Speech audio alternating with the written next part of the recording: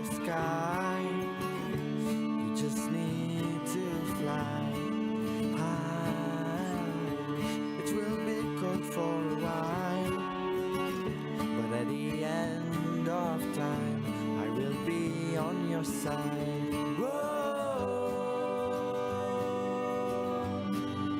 please don't go too far.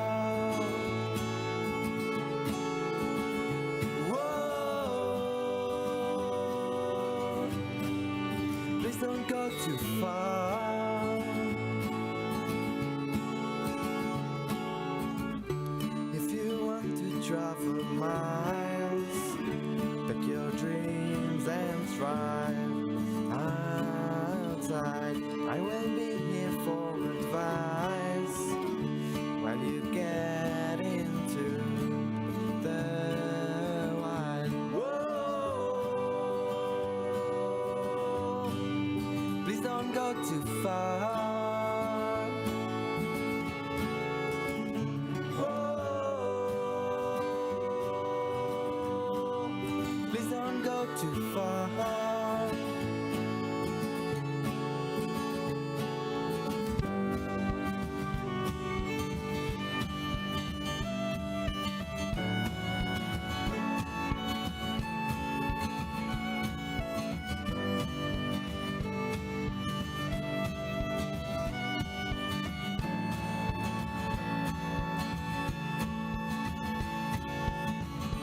If you want to leave this world and just leave my heart alone in the dark, I remember we used to smile, but please don't go too far.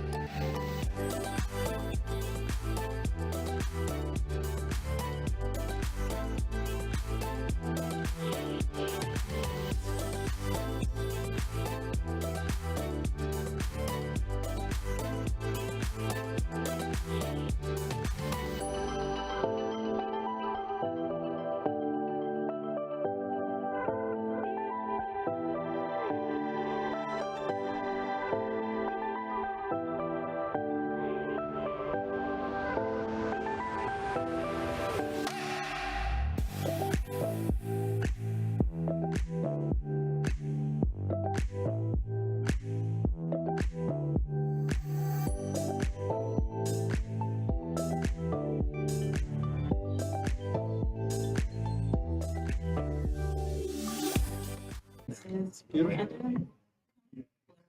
Sorry? Is Brandon coming? I wasn't aware that he wasn't, so. Was he your last one? He was. Oh, I didn't. I missed it. I know, I was like, well, why do we have a full? He made it at the last minute. Well, we'll just carry on without him.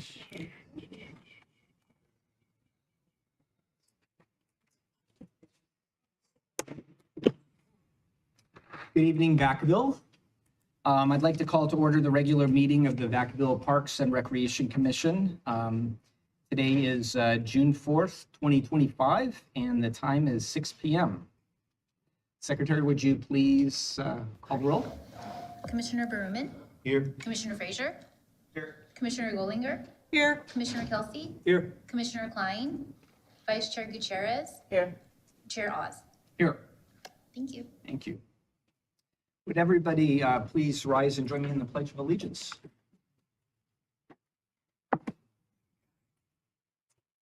I pledge allegiance to the flag of the United States of America and to the republic which stands one nation under God, indivisible, with liberty and justice.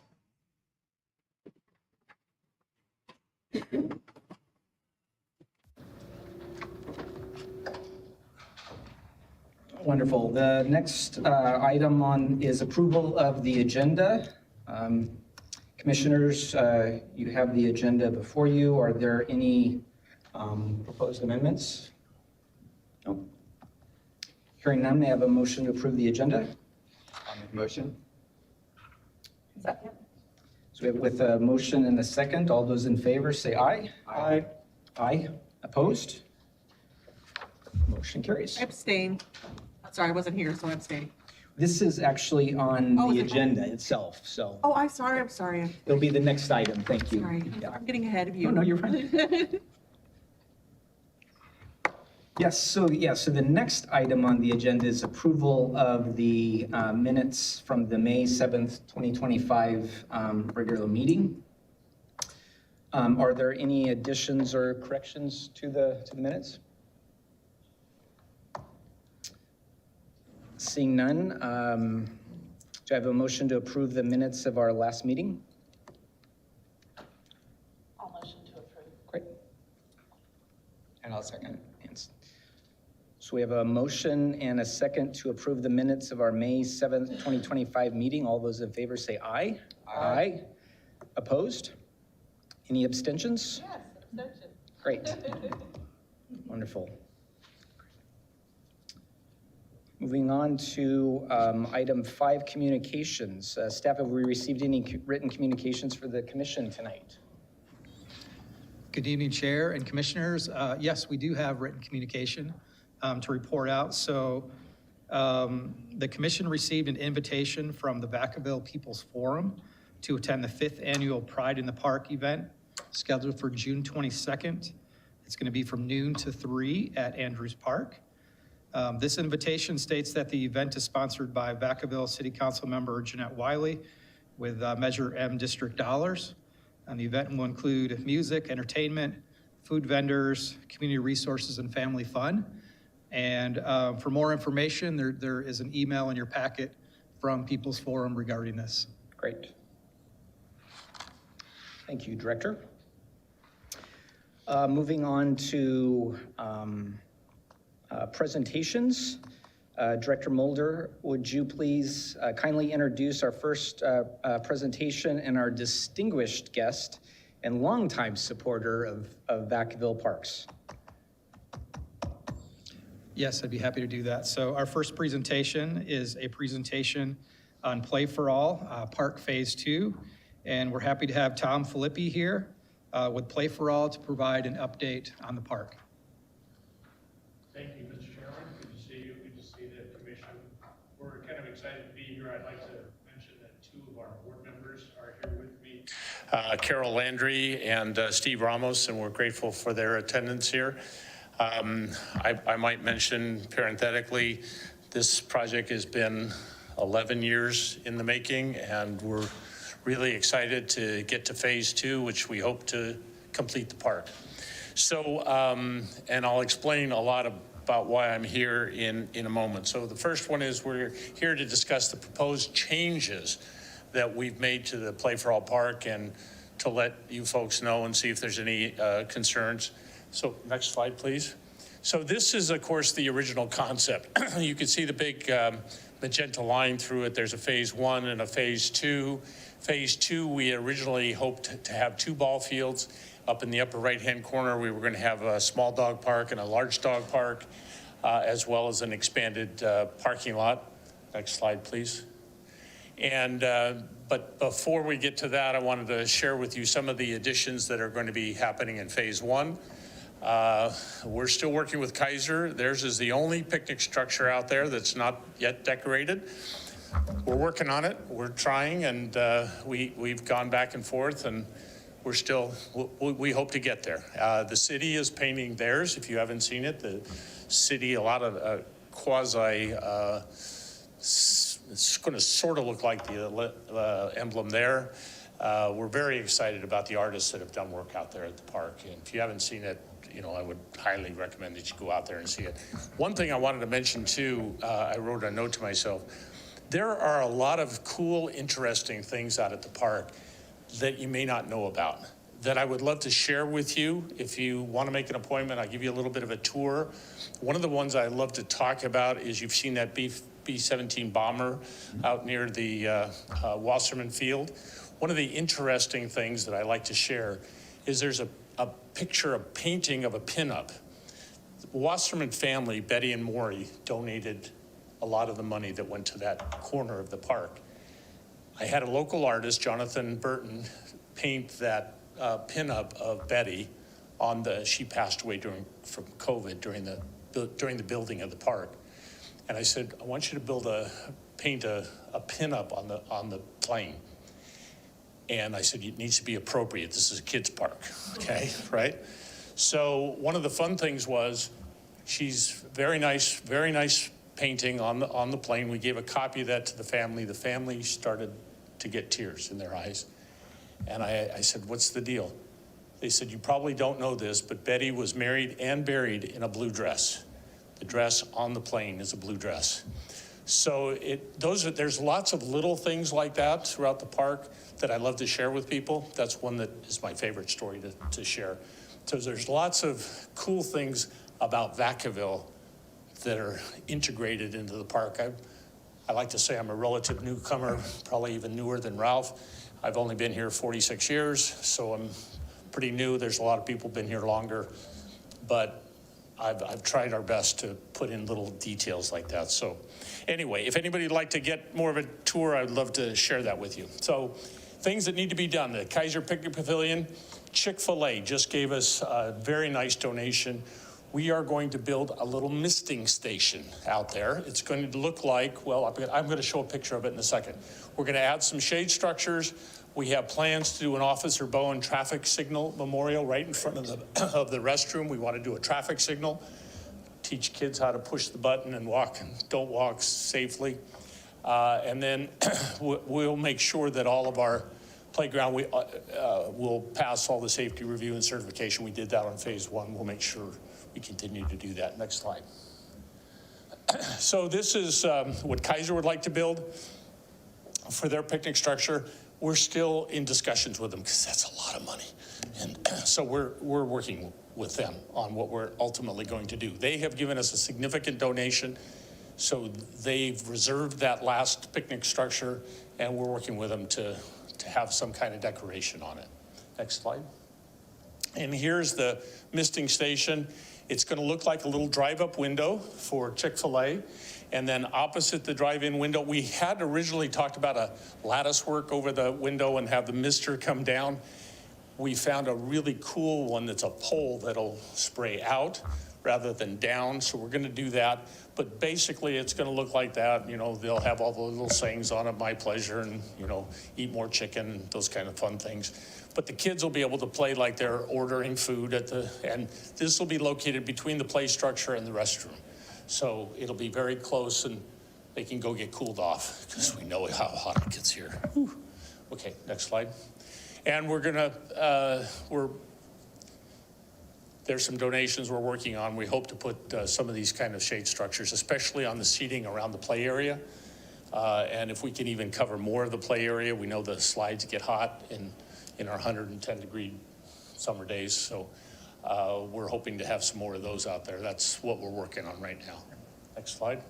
And of course, we mentioned this before, Bowen Traffic Memorial. And again, all that will be is just the push button so that the kids can learn to walk across, because we have a crosswalk there in the little street, and we think it would be a great memorial. The family is totally on board. We just have to finish raising the money for that. Next slide. So here's the real reason why we're here tonight. Play for All Park received a $1.7 billion grant from the state of California for our Phase 2 improvements. I'm going to do a little bit of bragging here. We're very, very proud of this grant. In the entire state of California, with 13 grants awarded from Prop 68, ours was the 7th largest, and we were competing with LA, Orange County, San Luis Obispo, all over the state, and we had the 7th largest grant awarded from that proposition. So we're very proud of that. We've worked very hard. Carol did all the grant work for us and was just very instrumental in that.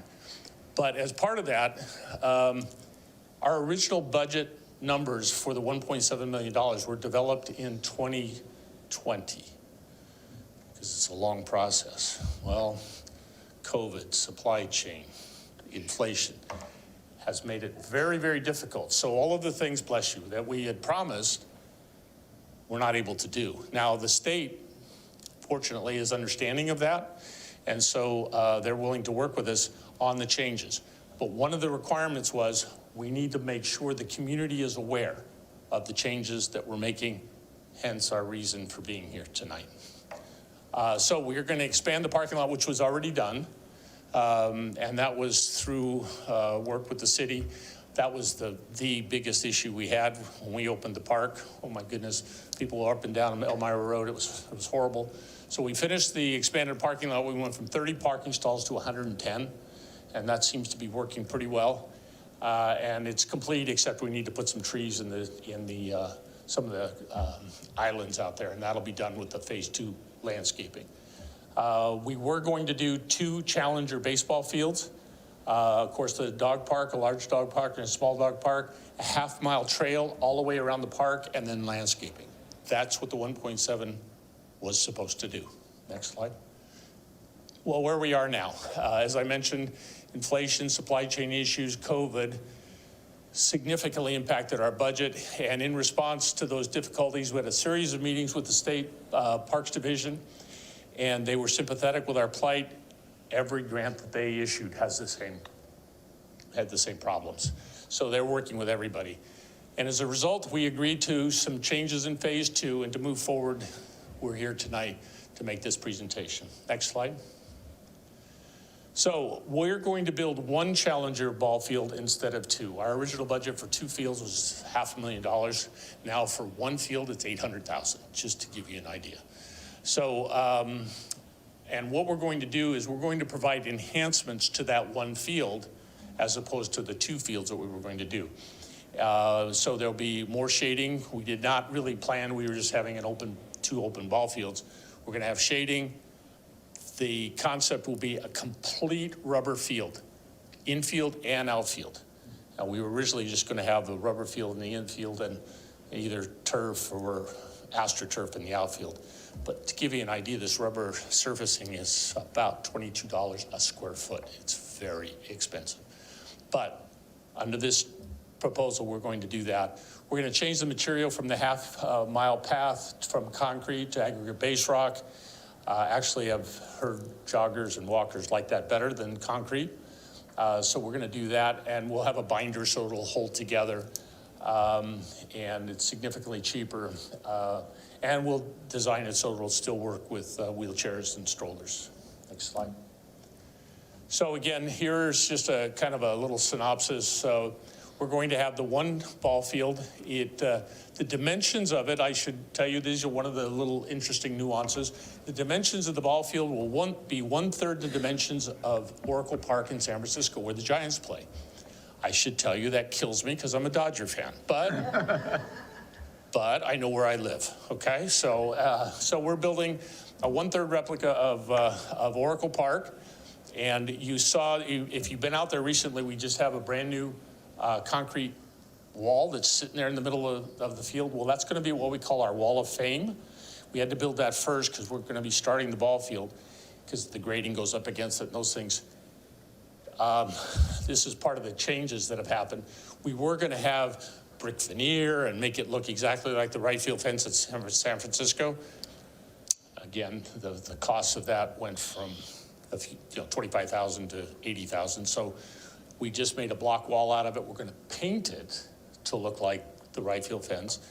And then we're going to build the rest of it will be chain link. But just a little interesting quirk of it. Like I said, the fences will be 1/3 the dimensions. And then we'll do the landscaping, the trees, and then the 2 dog parks, one on the right will be the small dog park, the one on the left will be the large dog park.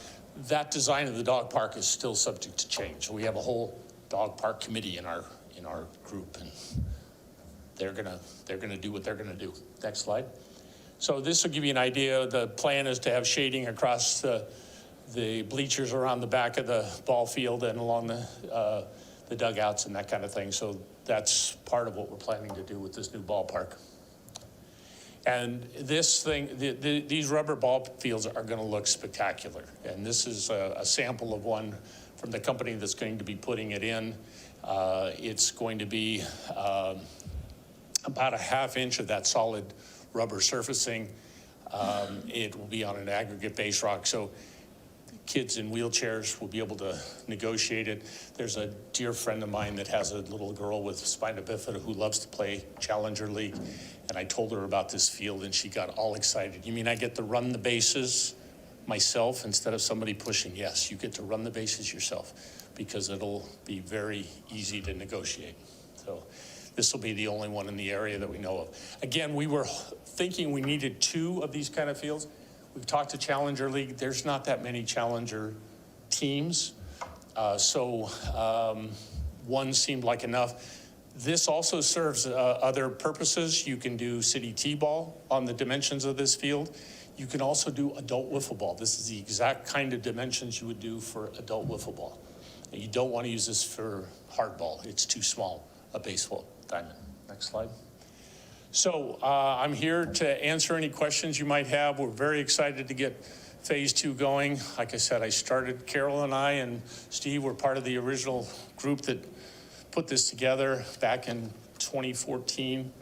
And we're very excited to get phase 2 going. So I'm here to answer any questions that you might have. Thank you, Tom, for your long efforts, you and your team. So I'll turn to the commission. Is there any questions of Tom? No? All right. Are you good, got me or no? We'll Yes? start off with Commissioner Bruman. Okay. I jumped on the gun. Sorry about that. Anyways, Tom, yeah, I've been part of the commission with you guys and watching you guys go through the trails and hardships and everything, finding money. And I know everybody back there, the Ramoses and Carol, you guys are doing a fantastic job. And the community obviously loves it, or else we're winning more parking, right? Yeah, So exactly. it's awesome, yeah. Too bad. I could think smaller is better sometimes before you go too big, but I think that's all gonna work out. Thank you for all you do. Yeah, we're very excited about it, especially the ball field. I think is going to be really, really special. Go Giants. I knew he would say that. Anything else? Yes. Give us a moment, Tom. Commissioner Kelsey. Hi, Tom. Thanks for all your hard work on this project. Looks amazing. I can't wait to be part of that committee that I'm supposed to be on with you guys. Just a quick question. What are you, first of all, on the dog park, what type of surface is going to be used in the dog park? Is it going to be grass? Is it going to be wood shavings? Is it going to be? We're not doing wood shavings. Okay. Our whole committee goes back and forth whether AstroTurf or turf. I don't know yet. Yeah, okay. Is that a fair statement? It's going to be grass. It's gonna be grass. It's going to be grass. Okay.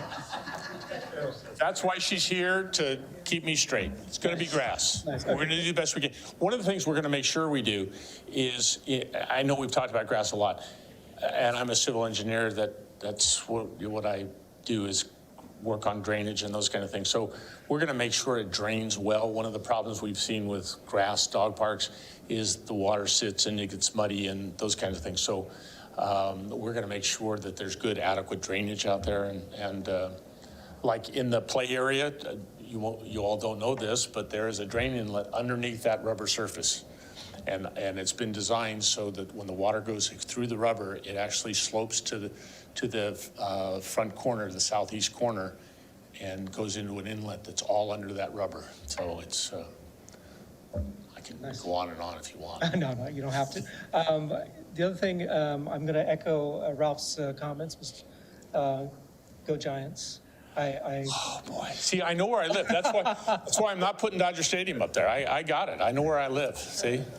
But on that token, is there going to be nighttime play there? Or is there going to be lights out there? The plan is to put lights out there. There'll be solar lights, so it's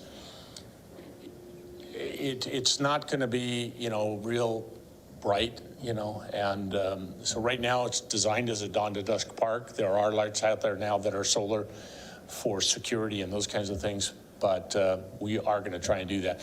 That would be for the adult wiffle ball kind of thing, so. Great. Thank you very much. You bet. Let's see, we'll turn to Commissioner Fisher. Yeah, Tom, thanks. It's a great park. We go out there and our grandkids love it, and it's really, really neat. So basically that second field's going to now be like a park area. Well, the second field, ideally, the second field will be a splash pad area. Oh, a splash pad, okay. Yeah, so the up in the upper left-hand corner, that was originally going to be Fenway Park. It was going to be so cool because I was going to have a green monster out there, and I was so excited about that because I've been to Boston twice, and oh my gosh, that's a great ballpark. But we're not doing that. So one of the things we were going to, if you've been out there and seen where the Rotary Labyrinth was, that was intended to be a splash pad. Oh, okay. The state of California, bless their hearts, changed the water requirements so that like Magnolia Park has a splash pad. We can't do that anymore. So if you're going to have a splash pad, the water has to be collected, treated, and reused. Oh, really? So our $25,000 budget on a splash pad went to $500,000. Wow. So yeah, because of all those facilities. So if we get a nice donation, then our goal is to put a splash pad in that upper left-hand corner. That's ideally, so. And I think going to one field with an all rubber outfield and everything is actually a great idea. Yeah, we're really excited. You can see from the picture, it's gonna look spectacular. And plus access and all that kind of access stuff. and the little girl I was telling you about, she has to be pushed because it's usually on a dirt field and it's hard to maneuver. On this, they'll be able to wheel around like crazy. It's going to be great. Yeah. Great. Well, again, thanks to you and your committee. And you do have Dodger blue on, though. I do. You noticed that, I just right? noticed that. Great. Let's see, we'll turn to Vice Chair Gutierrez. Hi, Tom. Hi there. Commissioner Frazier took my question. I wanted to know what was the new plan now for the second park. So thank you, or the second ball field. So thank you for sharing that. Question, with the changes that you've made, does that put you now within budget? Is there a little bit left? Oh, okay.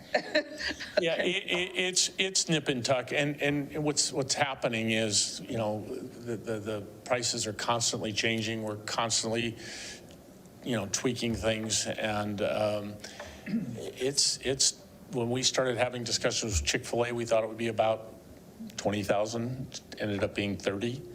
So, every time we turn around, we had one period of time during the construction of those picnic structures, steel rebar went up 700% in 1 month. I mean, it's just been crazy. And of course, we started construction in September of 2019. And shut it down and said, we'll start up again April of 2020 because of the winter rains. We'll start up again in April of 2020. Well, that didn't happen. So it was 2 years of sitting there while we waited for the pandemic and all those things. So it's been a struggle. So yes, right now the budget works. right now, Right. today. Okay. I was wondering if there was a little bit of padding, because as you say, like, prices keep going up. I was watching something about the prices of steel continues to increase, and Right. I don't know how that may affect some of Well, these. anybody that's watching, we can still use donations. Almost that entire park was done with donations. And we're grateful in kind. We had a lot of contractors, Tyker donated all the asphalt that's out there, and another contractor, All Phase, did all the concrete work out there as a donation. So, we've made great steps through those contacts and through, people like Kaiser and others that have made generous donations. But if anyone would like to donate more, we could sure use it. We're kind of a little bit stuck on the Bowen traffic signal right now. We could use donations for that and other things. So if anyone wants to donate and help us out, it would be greatly appreciated. Well, thank you again for everything that you're doing. I'm sorry to hear Kaiser still hasn't done We'll get there. I know you were working on it when we were sitting on the city manager interviews. You were working on the doctors there, so. Yeah. My best friend just retired from Kaiser. He was the head of anesthesiology out there. So I've got a couple of inroads there. We're working it. All right. And I say it's your park. You can do whatever you want. So Dodger blue, whatever you want. Thank you. Well, and let's see. Thank you, Vice Chair. We'll turn to Commissioner Gollinger. First of all, congratulations. I mean, it's amazing. And your work is obvious, and your passion is obvious for this project. And one of the things that I really touched on and I wrote down is how spectacular and passionately you speak about the park and what it can be and what it is and the people's needs that are being met by it. And I want you to make that available to the public in as much as possible. And that's a great way to drive donations. You are a great way to drive donations, because I'm inspired. I cannot wait to go to a Challenger baseball game. I'm excited. So, just keep on keeping on. It's a labor of love, obviously. Well, I really appreciate that, and it is a labor of love. If I could share one quick story, why this all started. Many of you haven't heard this, but I was in Round Rock, Texas, visiting my daughter who lives down there. It's just outside of Austin. There's an all abilities park there, and I was there at one Thanksgiving in 2013. And my son lives near Fort Worth, so I have two kids in Texas. I don't like that state at all. But anyway, we were all together, and my son comes up to me. We were at this park, and he has big tears in his eyes. And I said, Matt, what's going on? He said, Dad, I just saw the coolest thing ever. I just saw a little boy help a blind girl go down a slide. And at that moment, I knew that we needed to do something like that here in Vacaville. And so I went to Carol's on the Rotary Club with me, and I went and talked to the club, and they were very supportive. And I knew Steve, and he was very supportive, and we formed a nonprofit, and we started going to town. Took a long time, but it's worth it, especially. The other interesting thing I like to share with people, my passion got amplified because 6 years ago, my youngest daughter had a beautiful little baby boy named Zach, who is nonverbal autistic. And I love to bring Zach to the park because he just loves it. And I know of other autistic kids that love it. One of my favorite things to talk about is that orange dome out there. It's called the Cozy Dome. And kids with autism, that's one of their favorite places to go. My little grandson takes a book in there and loves to cuddle up, and that's a beautiful place. I didn't know what it was for when we designed it, but I learned. So those are some of the cool details that are out there that I have to share with people. So where specifically can folks donate money? So we have a great website. If you go to the last slide, it's not as big as I thought it would be. So if you go to allvacaville.org, there's a great website that Steve put together. It has places to donate. You can buy a brick, put a brick out in the little entry area out there. You can make a straight donation. If it's a big donation, you can be on the Wall of Fame. And so we have lots of opportunities. So we would appreciate anything that anybody could do. Thank you very much. Thank you. Well, thank you, Tom. I think all my questions have been answered, and I think the proposed revisions, I know it's really difficult to have a budget and then having to value engineer it down, but I don't think you've really compromised too much. I think it's still a great improvements to that park, and we're looking forward to it. Thank you very much. bet. Thank you. I'm gonna mention all of your comments to the state because I have to give them a letter on how it went. So I'll mention all your comments. Great. All right. Thank you very much. Good seeing you, Appreciate Tom. it. Thank you. All right. Next, we'll turn to item 6A, our next presentation. Director Mueller, would you like to introduce this item? Yes, good evening once again, Commission. So just before we start on this next presentation, I do want to remind you, Chair Oz, IT came out and mentioned as a reminder to make sure that we're turning on the mic when the commissioners are speaking.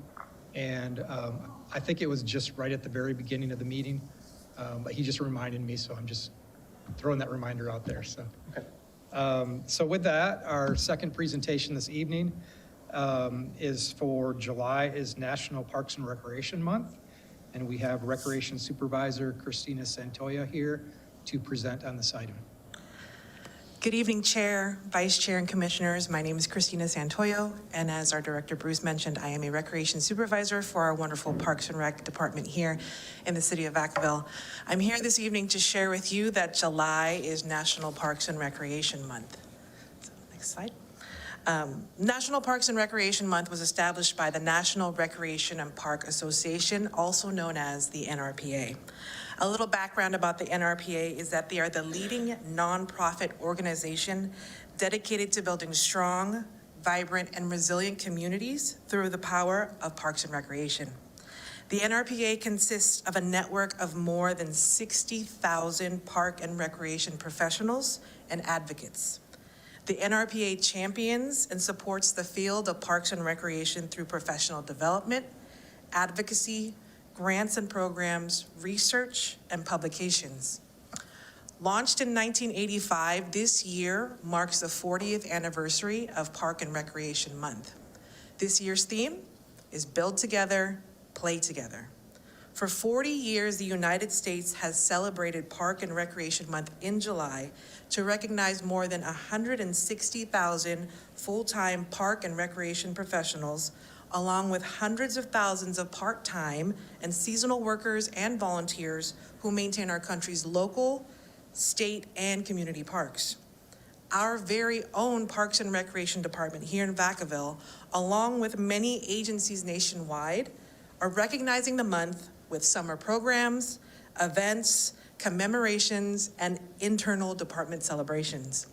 I do want to note a date for all of you to mark on your calendars, which is Friday, July 18th. That is Recreation Professionals Day. And so the NRPA celebrates park and recreation professionals and how they improve the lives of tens and millions of people across the country, making a lasting impact in communities. Parks and Recreation, as all of you know, provide programs that are essential to our community, their health and well-being. They help cultivate lifelong friendships, memories, and establish family bonding. Next slide, please. As you can see on the board, we have a list of all of our summer events, but earlier I handed each one of you a blue Parks and Rec bag. In that bag, you'll find a complete July schedule with all the happenings in our department. We encourage our community members to visit many of our wonderful parks, our recreation areas, and our community centers we have to offer in Vacaville, not only during the month of July, but throughout the year. Next slide, please. I want to thank you so much for your time and listening to my little presentation, and we look forward to seeing all of you and our community this summer. Great. Thank you.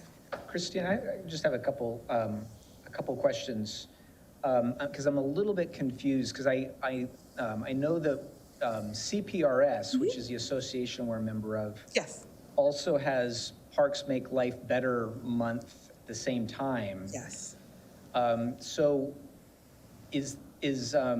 and I thought also that the mayor does a proclamation of that month as well. So do we proclaim National Parks and Recreation Month, or just Parks Make Life Better Month, or how do those work together? Bruce, if you want to speak on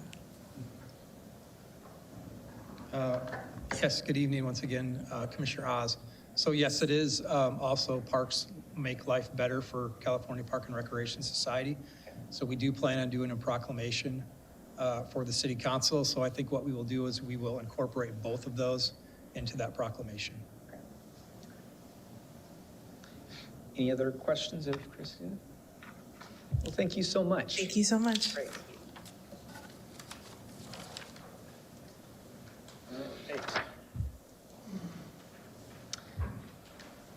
See, next on the agenda is business from the floor. This is the time to address the commission on issues that are not on tonight's agenda and are within the commission's subject matter jurisdiction. There are a maximum of 3 minutes per speaker. Does anyone wish to address the commission tonight regarding a topic that's not on the agenda? Hello, I have a clarification question. I wanted to know more about Magnolia Park Phase 2, and I see item 11 is report from the park planner. I don't see Nemo here, so, there you are. Okay, I'll wait. Thank you. Thank you, Joan. Any other public comment? Seeing none, we'll close business from the floor. And the next item is agenda item 8A. Director Mulder, would you please introduce this item? Good evening once again, Commission. So this is our first business item this evening. So we have a presentation as an informational item on the Ralph M. Brown Act. And we have Deputy City Attorney Andrea Borba here to present on this item.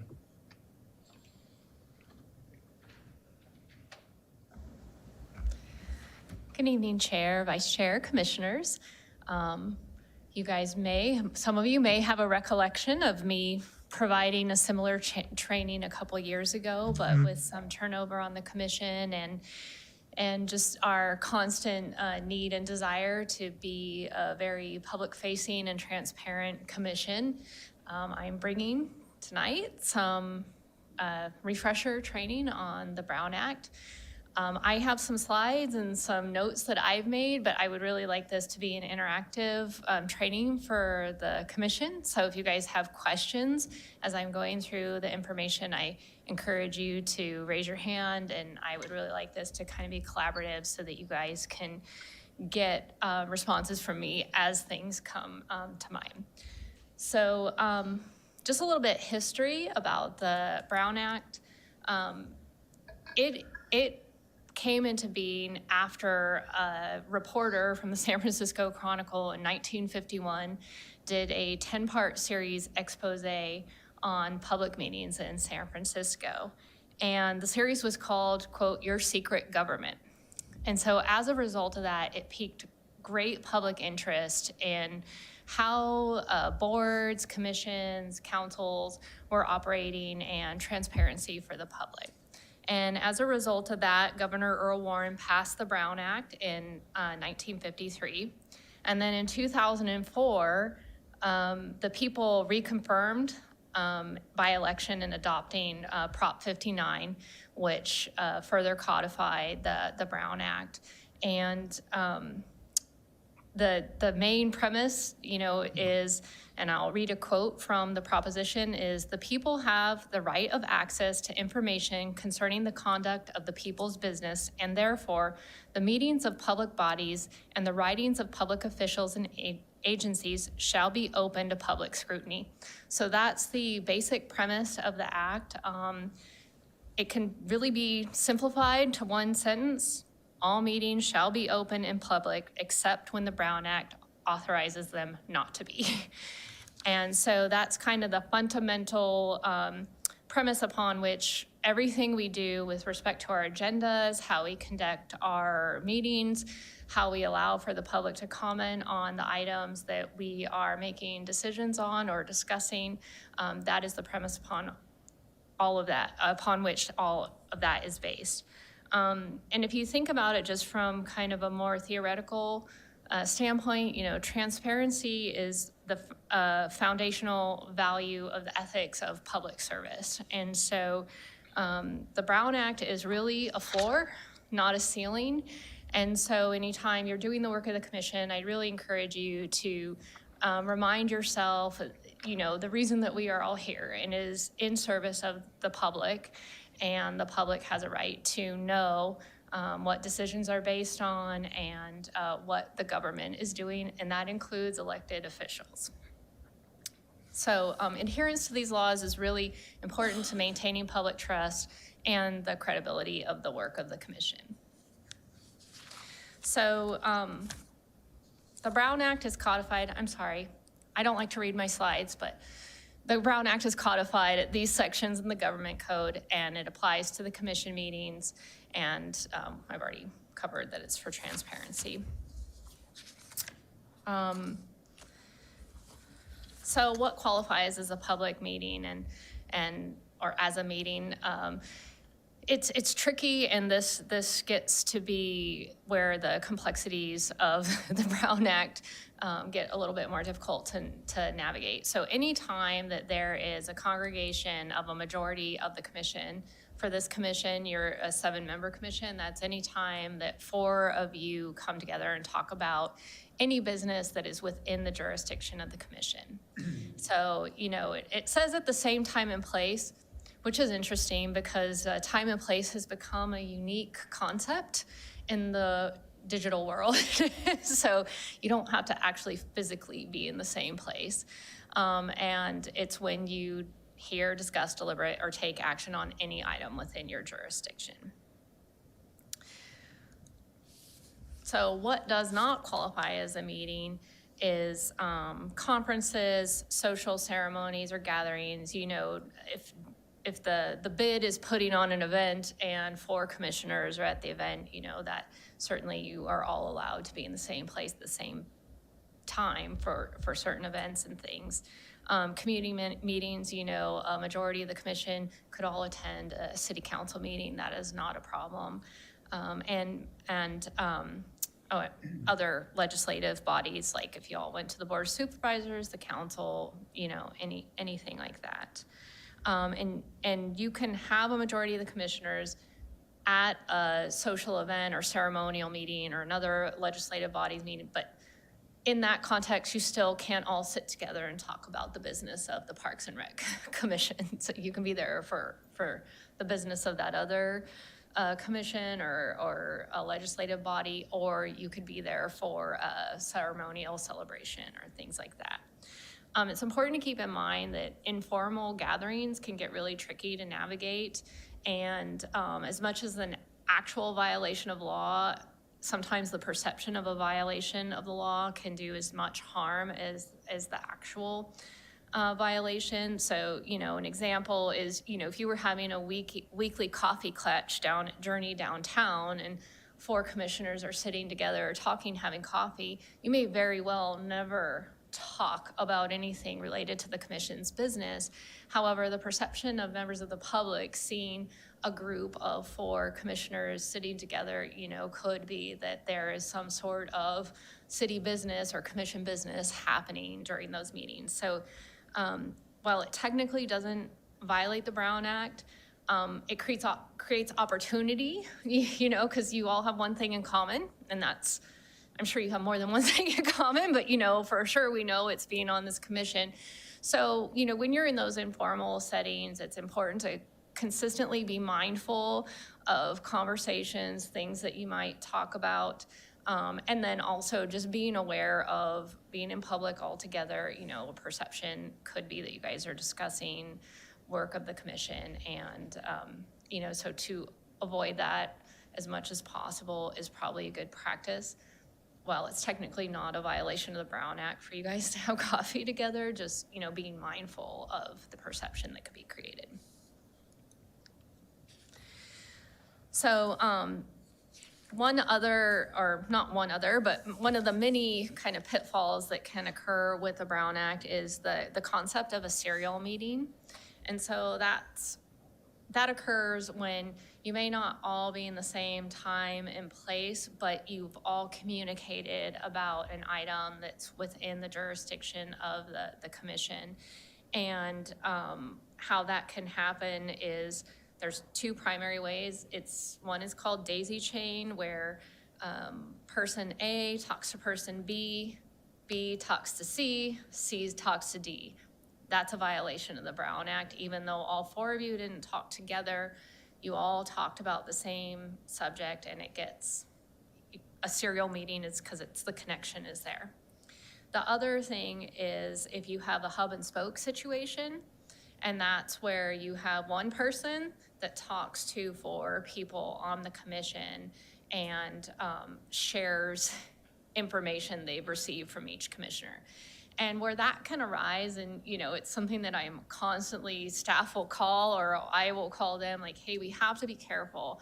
We can push information out to you guys. We can receive information from each of you individually, but we cannot share the information you give us with Commissioner A, Commissioner B, Commissioner C, Commissioner D, because now we've had a meeting if we're sharing what you're telling us. So the other area that can happen is sometimes you will receive communications from a developer or someone that has an interest in a park or a field, and they may ask to meet with you individually.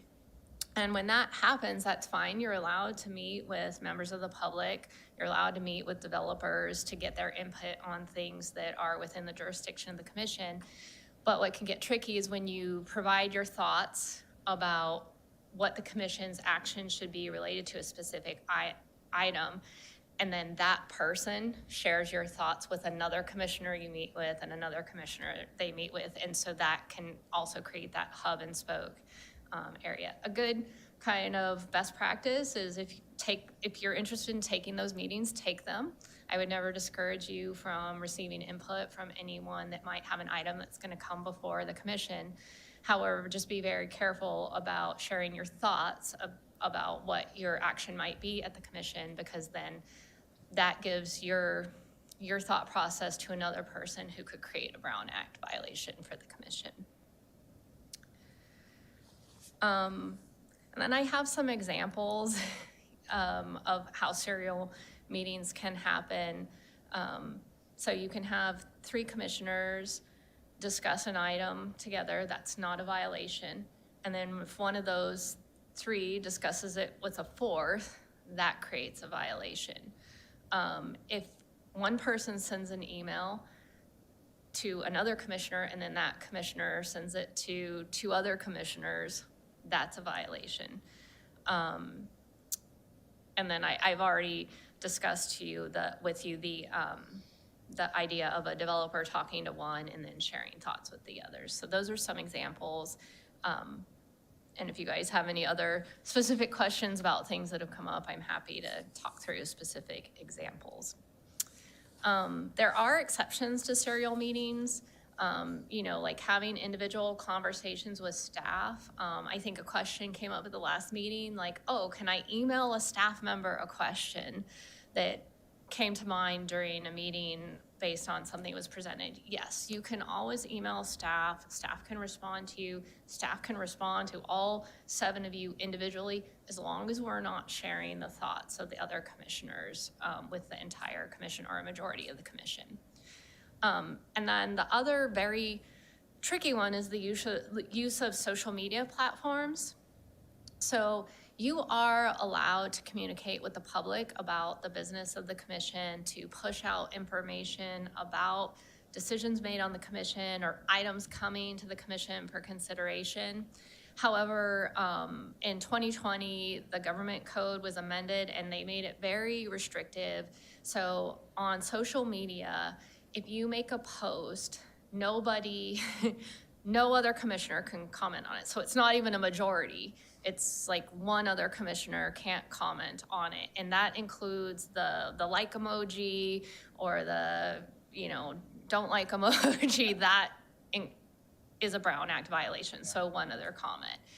So where that can get tricky is, you all clearly have a vested interest in the city and specifically Parks and Recreation. So, when our Parks and Recreation Public Information Officer posts something about parks, you know, I feel excited. I want to go in there and like it. I know that you guys probably see it. You want to like it, but you have to be very mindful that you should not like that. You should not comment on it.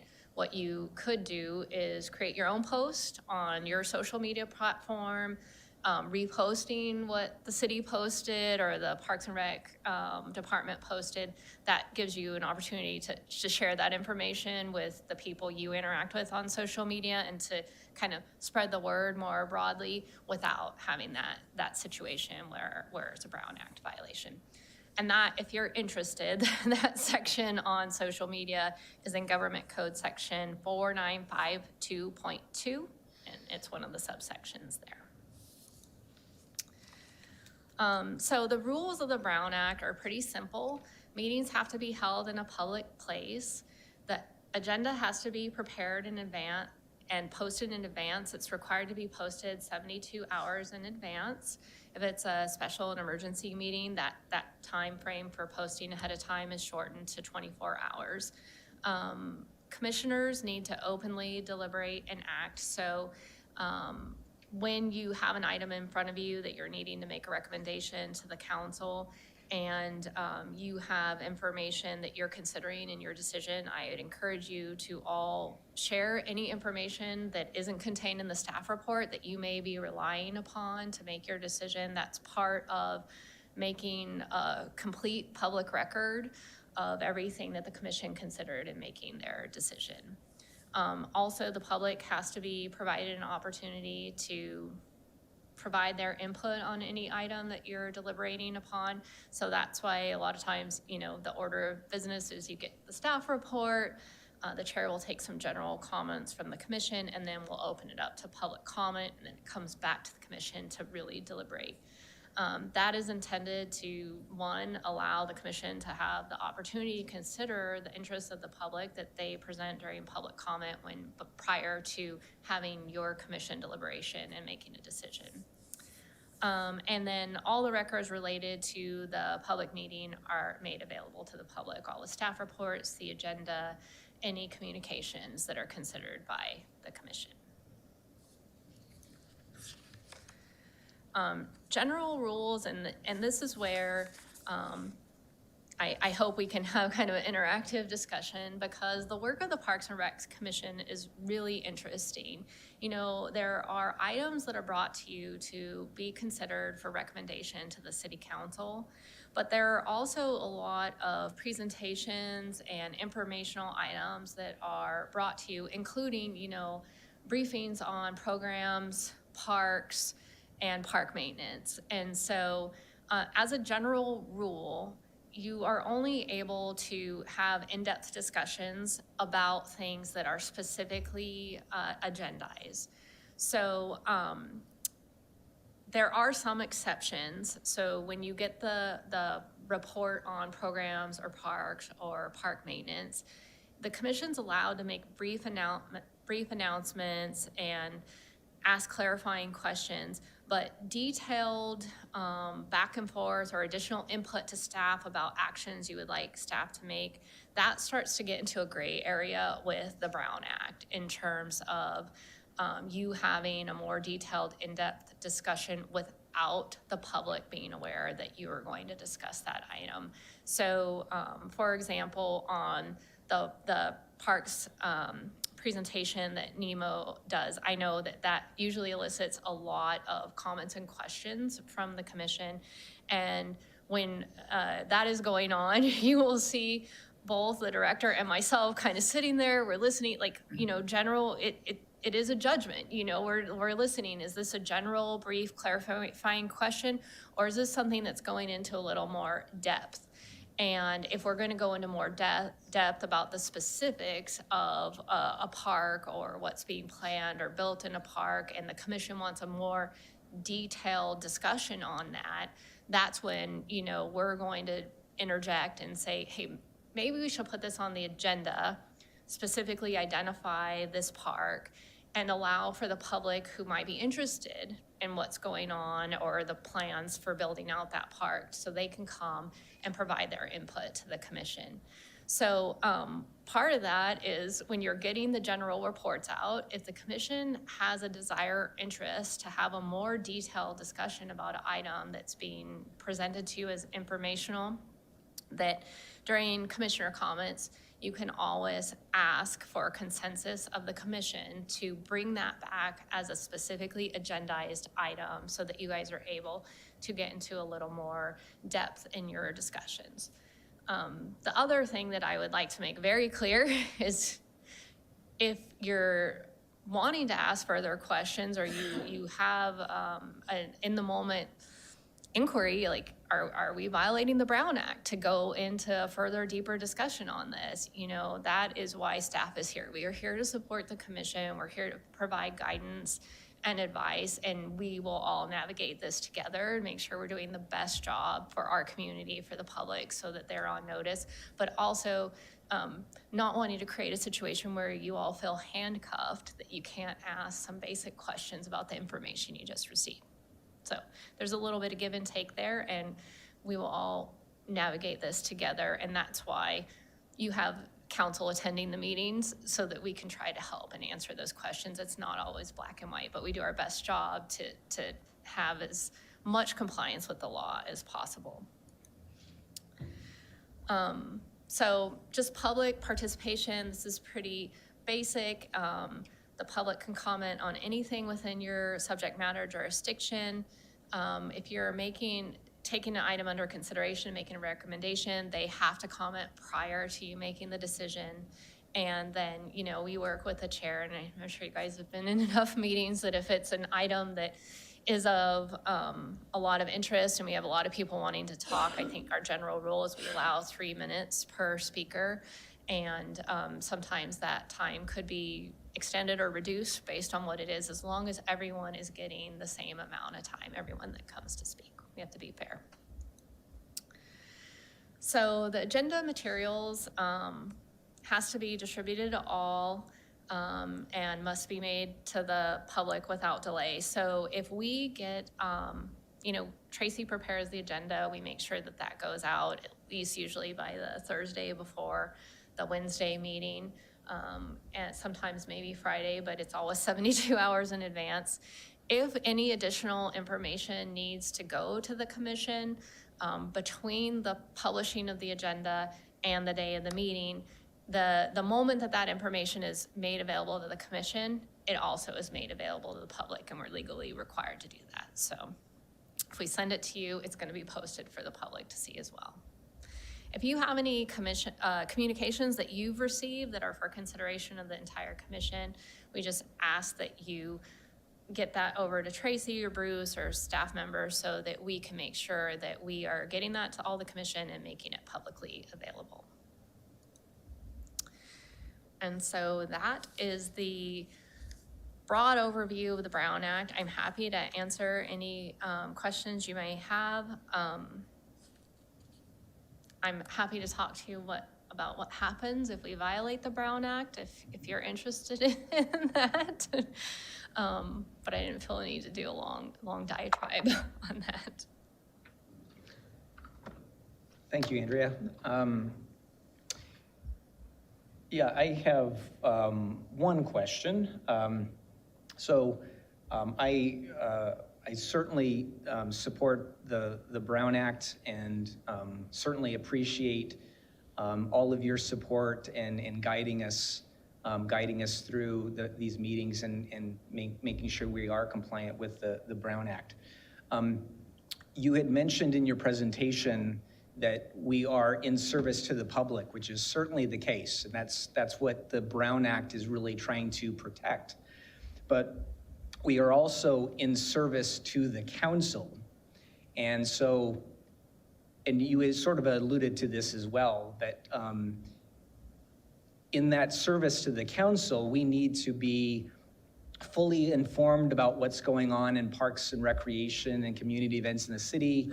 We need to have opportunities to discuss it, brainstorm, deliberate, and share our thoughts And so I would, how can we structure the meetings to be able to make it as minimal handcuffed as possible, but yet not, still following the Brown Act rules?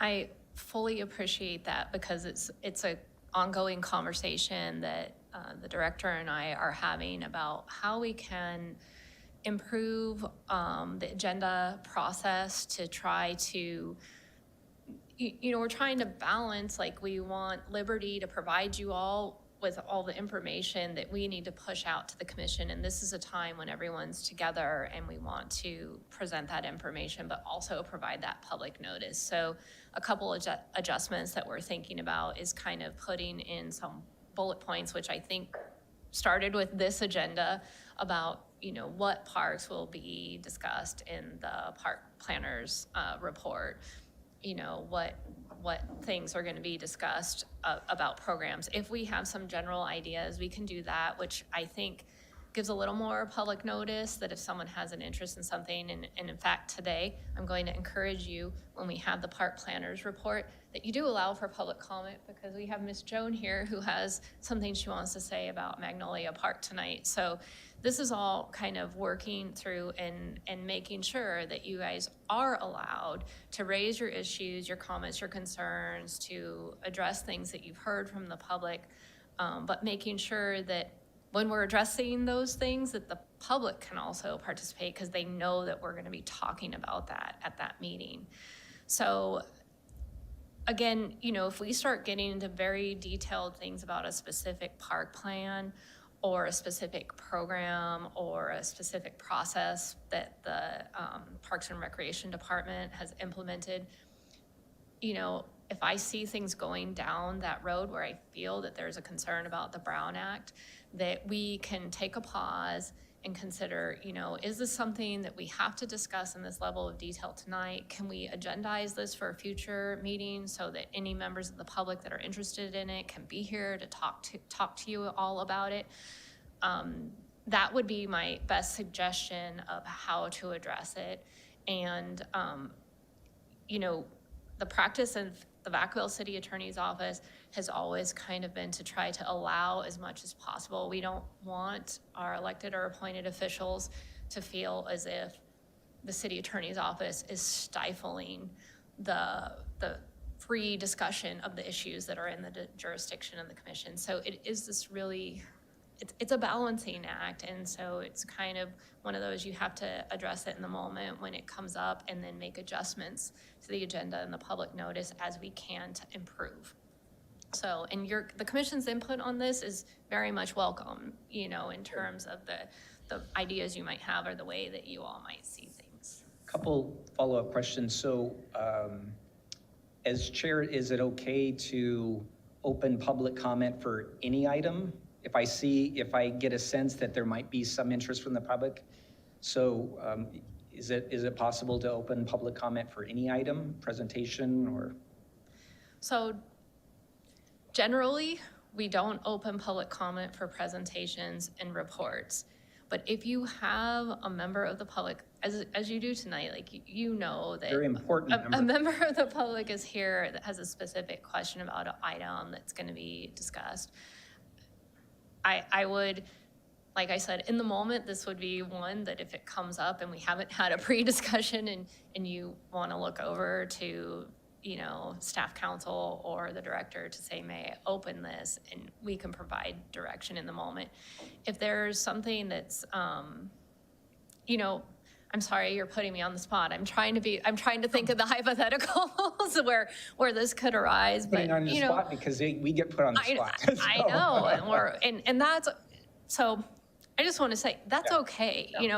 Please put me on the spot. Okay. I may not always have the best answer. I will try my very best to be responsive and address things in a way that allows the commission to do their business and to, be transparent with the public. So I would encourage you, if you have a sense of something that is an item on the agenda that you normally wouldn't open for public comment, but you're feeling a need that you should, please look to us and we can provide direction on those items.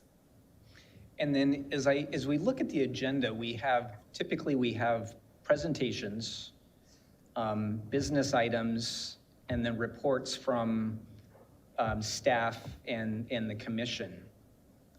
I would think the presentations, if it's labeled presentation from the Brown Act from the Brown Act requirements, that's more limiting to staff, right? Or to the commission in terms of discussion and deliberation. So on something that would be on the agenda as a presentation, it's there because the commission we're not seeking an action from the commission. It is generally like presenting information.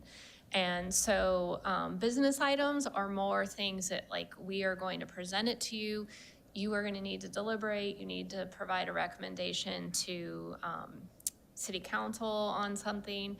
Like tonight, we put this training on business so that you could ask lots of questions and the public could ask questions if they have questions about how we're preparing our agendas or how we're running our meetings. So usually items that are on for presentation, the intent is not to open it for public comment because we aren't expecting that the commission will need to deliberate or make a recommendation to the council. Because I think, just reflecting back to prior agendas, I think it was very heavy in presentations and very limited in business items. And so if you have some of those presentations, if we look back, maybe should have been business items labeled discussion and possible action, or discussion and possible direction, to give the commission a little bit, that would give the commission a little bit less handcuffs and be able to discuss those issues if it was needed? Yes. Okay, great. Thank you. I'll turn to Vice Chair Gutierrez. I don't know if I have a question or a statement, or I'll just let the words fall out of my mouth and then we'll figure it out. Thank you so much. I did attend the training a couple years ago, but a refresher clearly was needed. And I know it feels like it's a very kind of ambiguous thing and there's no like black and white, right or wrong. But I just want to, because I do know a lot of discussion comes up, not to put Nemo on the spot, but when we're having the park updates, and just like Ms. Joan, who's here to ask about a specific park, if the parks were listed out instead of just park update, does that open it up to where we can ask questions about that update? Because now it is listed Magnolia Park or whatever the park is. And I'm just saying simple questions like, hey, the last presentation, there was a basketball hoop here and I don't see it on this one. What happened to that? I know we ask questions about shade structures and different things like that. If it's listed and now it's transparent so the public knows we are going to be talking about this park today, whether it's an update or whatever it may be, does that then give us a little bit more leeway to ask those specific questions about that park?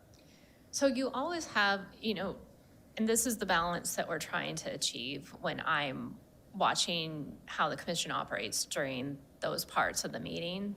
A general question about one element of a park is not going to violate the Brown Act if that park isn't specifically listed on the agenda.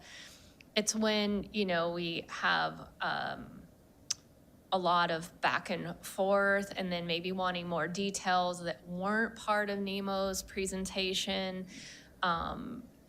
Probably if we want to get into further detail, the best thing, and it's better for staff too, because when they're doing their report out, it really is intended to be generalized information for the commission to get into specific details and have a more robust discussion about plans.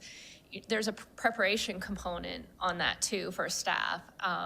And so it gets difficult, if they aren't prepared for that. So I think it's okay to say, wasn't there a basketball court there? I think that's a very quick, general, basic question.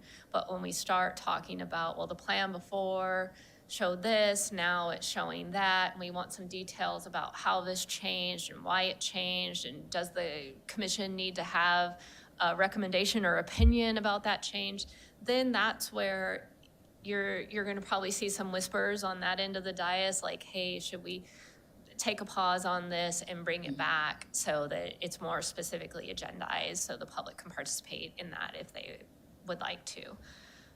So I'm sorry if I didn't answer your question. No, but you provided more context around it, so, yeah. And it's the same with programs too. And, we've had a couple presentations here where I have kind of been watching the commission and thinking, oh, they have a lot of questions about this. Do we need to bring this back so that they can have a more robust discussion? So this, like I said, this is something, Director Mulder is new to Vacaville, and he and I have been working closely, to try to improve the process for the agenda and kind of be very thoughtful and try to anticipate. And this also, communication for the commission is also very helpful. Like if there are things that you are interested in having a detailed discussion about, it's helpful if you communicate that to staff, and we can then make sure that we are making sure that we are allowing for the right level of discussion in the public meeting. Yeah, thank you. You're welcome. Yeah, one question following that up with respect to the agendas, I think one thing that could help would be, instead of having the agenda meeting with the chair and 2 other commissioners after it's already been posted, which doesn't provide any adjustments to the agenda by the chair or any interested commissioners, doing that perhaps the Wednesday or Thursday before it gets published, and to be able to, the staff's still putting together the agenda, but if there's something that needed to be modified before it went public, that could actually be helpful. I think that's a great idea. I think we would have to have more internal discussions. There's also an impact, like I would never want to take control from the director of setting the agenda because that implicates a lot of work on staff in terms of what needs to be prepared for that. But I do think earlier discussions about what the commission would like to see gives the director the information he needs to set the agenda in a way that it meets the needs of the commission and also the needs of the department. So I'm not sure Wednesday or Thursday before we publish, it gives staff enough time to do what they might need to do to make those adjustments, but we can certainly talk about getting more feedback from the commissioners about what they would like to see in advance of the agenda being published. I don't know, Director Mulder, if you want to comment on that. Yes, I can comment on that. So it would be a little challenging on the Thursday before, because there is work and staff reports and preparation that goes into the agenda. But I do think that is an opportunity for us to look at, some earlier communication with the chair and with the, to see, just kind of a check-in.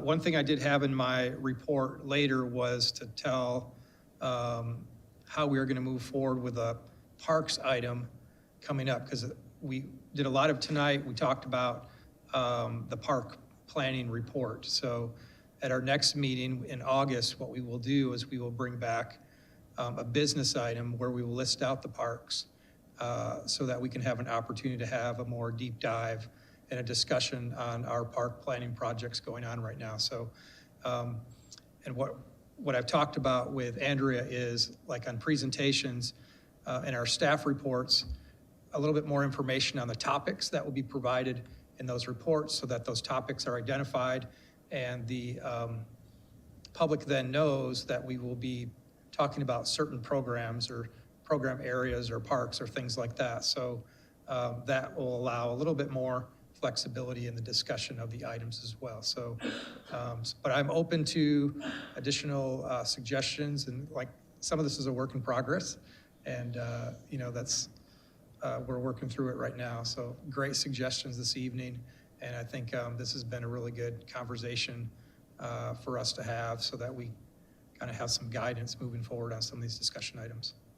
And I think I can speak for the commission that we certainly appreciate staff's, all of your efforts in producing the agenda and all the backup material and the presentations and everything else. So I certainly don't want to do anything that's going to, cause additional, unnecessary efforts of staff, because you already should be focused on the work ahead rather than always just serving our, all of our little questions and stuff. So, so we can come up with a balance here, I'm sure.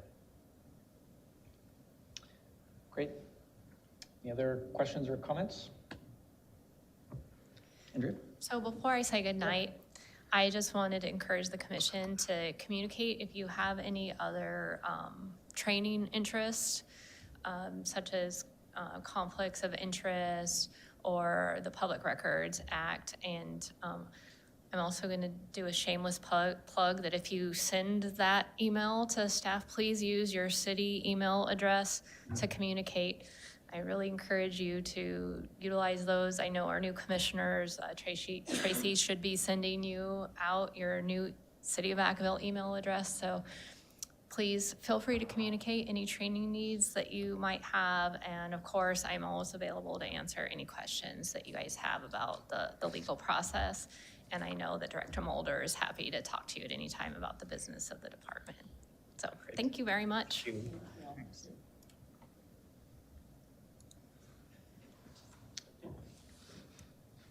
All right, so we will move to business item 8B.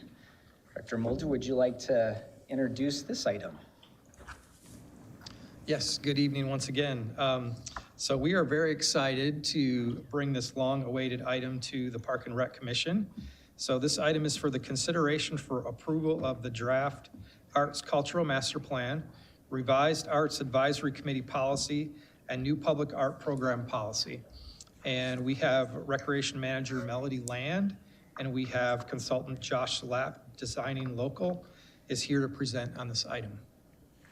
Good evening, Chair, Vice Chair, Commissioners. We are excited to be here this evening presenting this Arts and Culture Master Plan, the inaugural one for our city. It has been a labor of love, and over the last year and a half or so, we've been speaking with many of you and the public here in Vacaville, trying to just gather feedback, which we're going to share with you tonight, all of which has resulted in the culmination of this plan.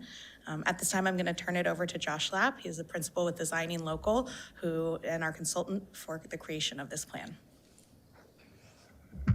Hi, everybody. We're really excited to be here tonight.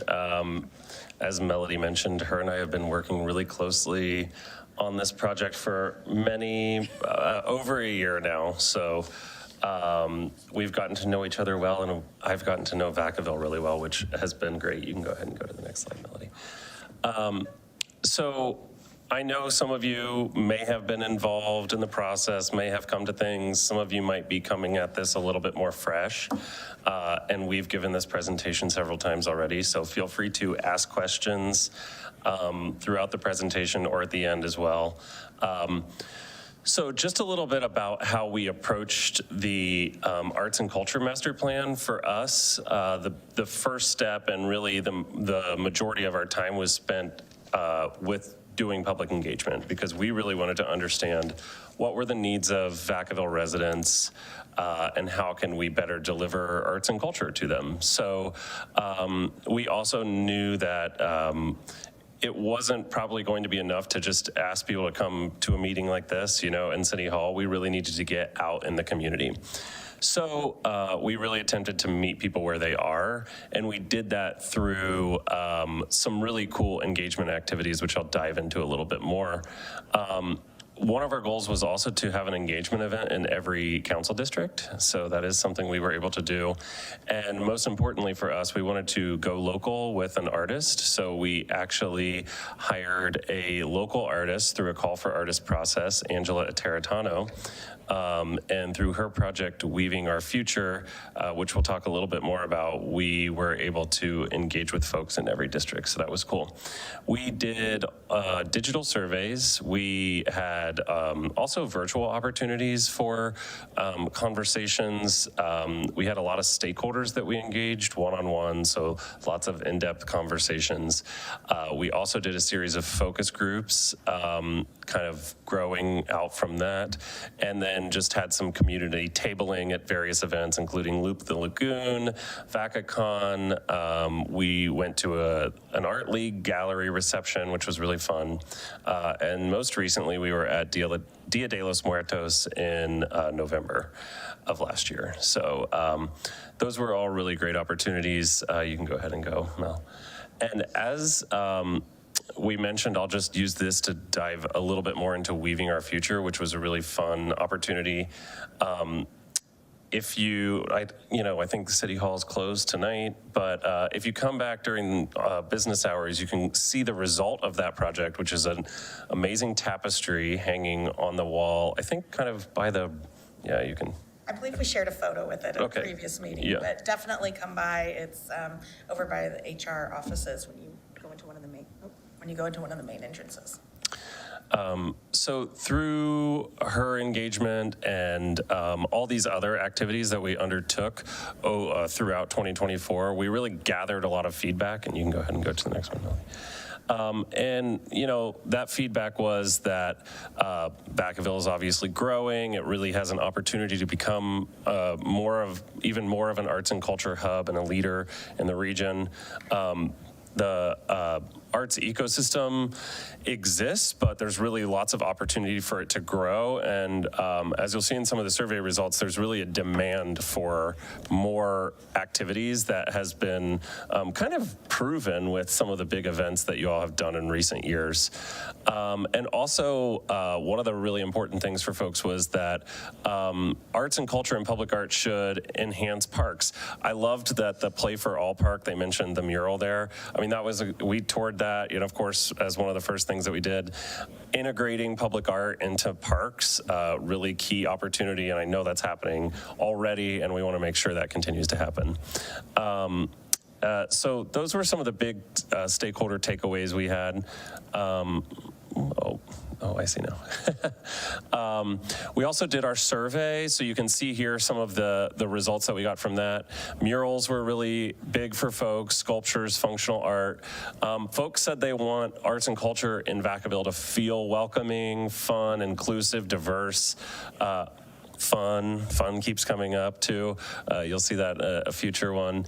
And they want to see more public art all throughout the community, but particularly downtown and in parks as well. What motivates people to interact with arts and culture? To have fun was number one, so that's great, I agree. To support local, to relax. This was one that really, so the top one on this page, what barriers exist to participating in arts and culture? We try to ask this question in various communities to kind of gauge, what people are actually thinking. And I asked this in a recent community and got totally different results. So I don't know if that doesn't, it's just an interesting thing, and we kind of now understand more about what this means, which is lack of offerings. 67% said lack of offerings is a barrier. And that tells me that we need to be doing more, right? And some of the events that we've had, like, take off really well, like Dia de los Muertos, I think it's only year 3 of that. And, there were thousands of people there. So there's clearly a demand for arts and culture activities or related activities. And, people identified that as something that was really important to them to see more. Moving on from there. So we took all of that information that we gathered, took all those survey results and really analyzed it and kind of molded it into a vision for arts and culture in Vacaville, which is really for Vacaville to become the center of arts and culture opportunities in Solano County. So that is an ambitious goal, I think, but one which you're already on the way to achieving. There's already infrastructure here in place, and we're just talking about building upon that. We also developed a series of guiding principles to really, give more concrete direction and also just help folks understand more some of the specific things that we're talking about. So we want to create opportunities for experiences. So when we're thinking about what new programming looks like or what we should devote more funding and resources to. Creating opportunities for experiences is really important.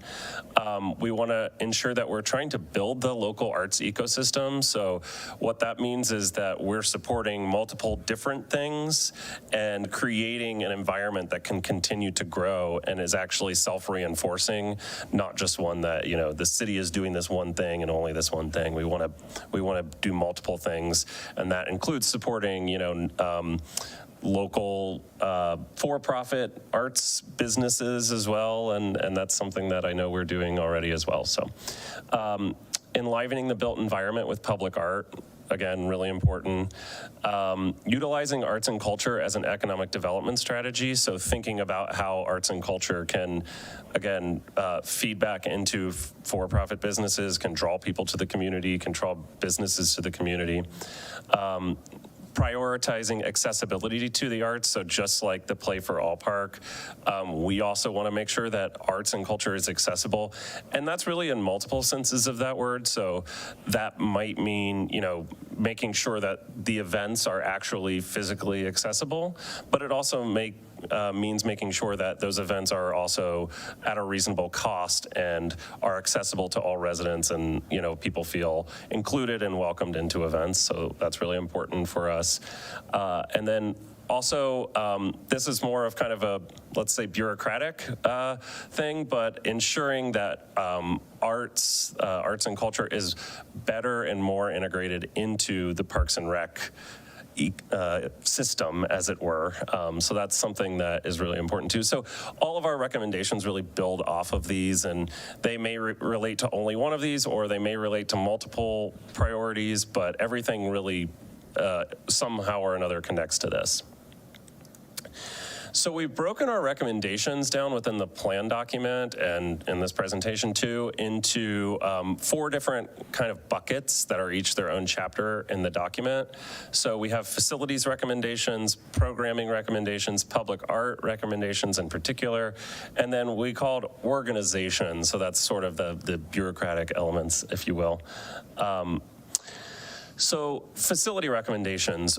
Some of the key things we heard, so, you know, we have these key needs, and all of the things that we have out of there are trying to address those needs. So we heard that there's a need for rehearsal space. We heard there's a need for outdoor performance space, black box theater space, and more community arts spaces. So I'm not going to go through each of these strategies because that would involve me talking for a long time. But we have the draft plan available so that you can dig into each one of these independently, and we'll highlight a few of these. So in the facilities bucket, 2 that have generated a lot of excitement and at previous presentations where we've given this include this idea for kind of enhancing Andrews Park through some new connections and really kind of further integrating the Vacaville Art League and Gallery space, which is really cool and has been there since the 60s. Really, I mean, a fantastic story of city support of arts and culture. But how do we bring that in, you know, continue to move that forward? So one thing is really simple, which is just physically connecting that space to the rest of the park, because it's kind of, you know, it was a house. It's like facing the street to the north rather than to downtown. So, you know, adding a path, and then the current like modular building out there is in dire disrepair, and so how do we re-envision that space? Well, we've considered instead of like building a new building, to actually do some kind of outdoor arts plaza that could then be used, you know, for different events. You could have music, you could also have art sales, you could have other things, and it really kind of could help integrate that more, the activities more into the park. So that, yeah, there you get a sense of, you know, some fun ideas of what that could look like. But ultimately, we got to really, people were like, let's get the concrete mixers out and start building this path. That's a great idea. So we felt that there was a lot of energy, and that was exciting when we presented that. A more long-term, much larger scale vision would be to figure out how to better reintegrate, if you will, some kind of outdoor amphitheater into the park. So the band shell's out there. Been some trouble trying to get that renovated or restored. So we thought through some conceptual ideas of what it would look like to kind of maybe reorient the plaza space, which is being used for lots of cultural events and performing arts exhibitions, if you will. So Angela, our artist, performed flamenco and at the last Dia de los Muertos event. So like that just happens in the plaza. We know that we have the mobile stage for Creek Walk.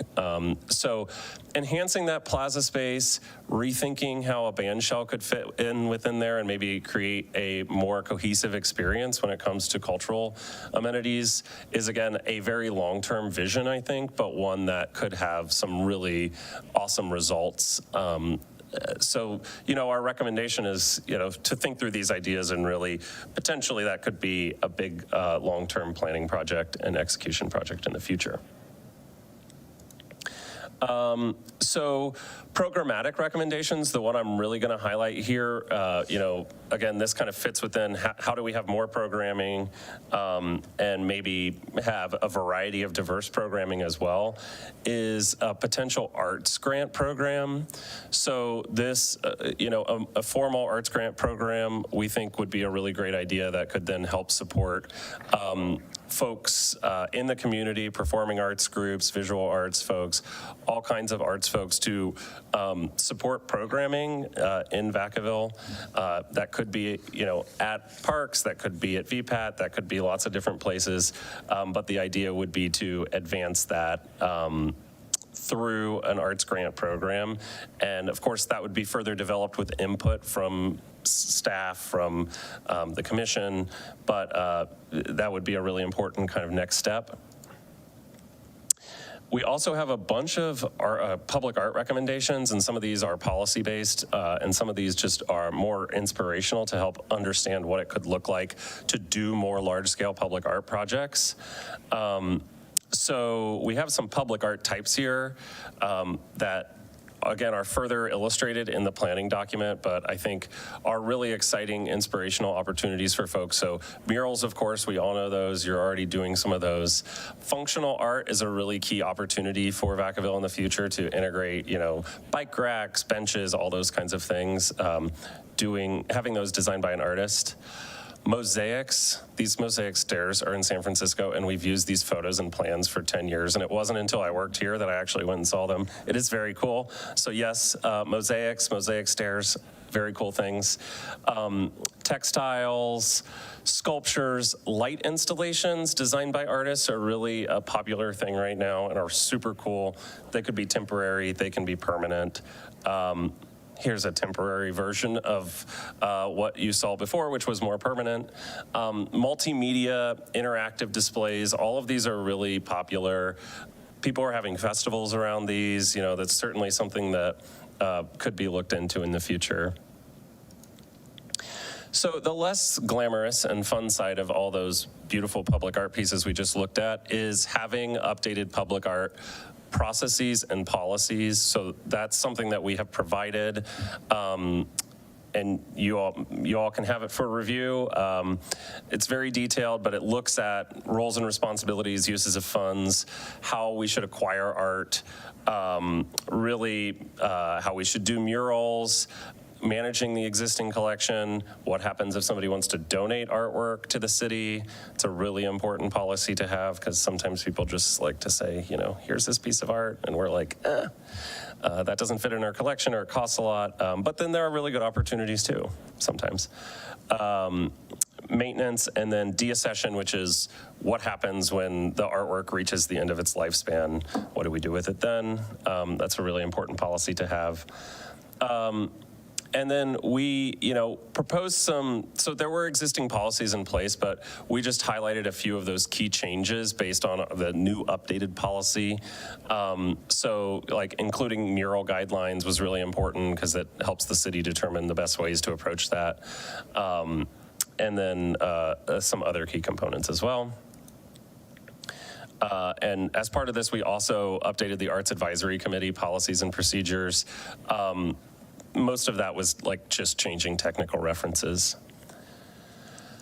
And then lastly, we have a whole series of organizational recommendations, and those have to do with staffing, and really just the whole goal of our organizational recommendations is ensuring that arts is also a key focus of Parks and Recreation. So there's a bunch of options and how to do that. And you know, some of them come down to branding, like just really elevating arts and culture or cultural arts as a brand component for what Parks and Rec does, because they're doing a lot and it's really an important thing to recognize. And then lastly, you know, I'll just mention, you know, expanding some of the partnerships with both the Art League and Gallery, but also other nonprofits in the community is really important. So with that, I will go to comments and questions from the commissioners. And just before we start that, I just want to share, we're really looking for your feedback here. Yes. So we want input. This is part of the process with any plan that's created by the city, right? We did, for those of you who are here for the Parks and Recreation Master Plan, for this plan, we want your input. We want to be able to take your recommendations and modify, update, and then present a product to council that we all are proud of and excited about, and are inclusive of what we feel our needs, meeting the needs of our community. Great. So I just wanted to throw that out there, that please give us all the feedback. Thank you, Melody and Josh, for the presentation. So what I'd like to do next is to open it up to clarifying questions of staff, and again, just clarifying questions, and we will then open it up to the public, and then we'll bring it back for deliberation, discussion, and possible action. So, but this is an important item. There's a lot of information in here. I spent a lot of time, and I still feel like I didn't quite get. So I got a lot of questions myself. But let's go ahead and get started with clarifying questions. We'll start with Commissioner Frazier. Okay, so as I read it, I was also writing down like, oh, this is awesome, this is awesome. So I have a whole list of things that I think are like, oh, these are great, great, great, great, great. We love to hear that. They're not clarifying. And so, but there are some really great things in there. So the committee, you guys did a lot of work, and some really good thought process went into this. So thanks for all of that. But I guess I have two clarifying questions that might be good. So when we look at the end and you have the chart that talks about each of the years now, so it goes now, soon, next, and then, okay? And then after that has impact, okay? My first clarifying question is, how did you determine which is gonna fall into those four categories, and how did you determine the level of impact? That's a great question. So, I mean, it's not a scientific answer, but I'll say, the way we have determined what kind of bucket it would fall into is really thinking reasonably about, number one, the cost and what might need to be planned for. Or alternatively, if it's not about the cost, some of those are still kind of big effort items. So we really try to think, okay, what is more low-hanging fruit? What is stuff that could be launched immediately or in the near short term versus what is long-term? And then with impact, that's more about the scale of the impact, I should say. Not that, all of them would be very impactful in their own way, but some of them would be hugely impactful, like building a new amphitheater. That's typically the ones that have the most cost and effort put into them as well.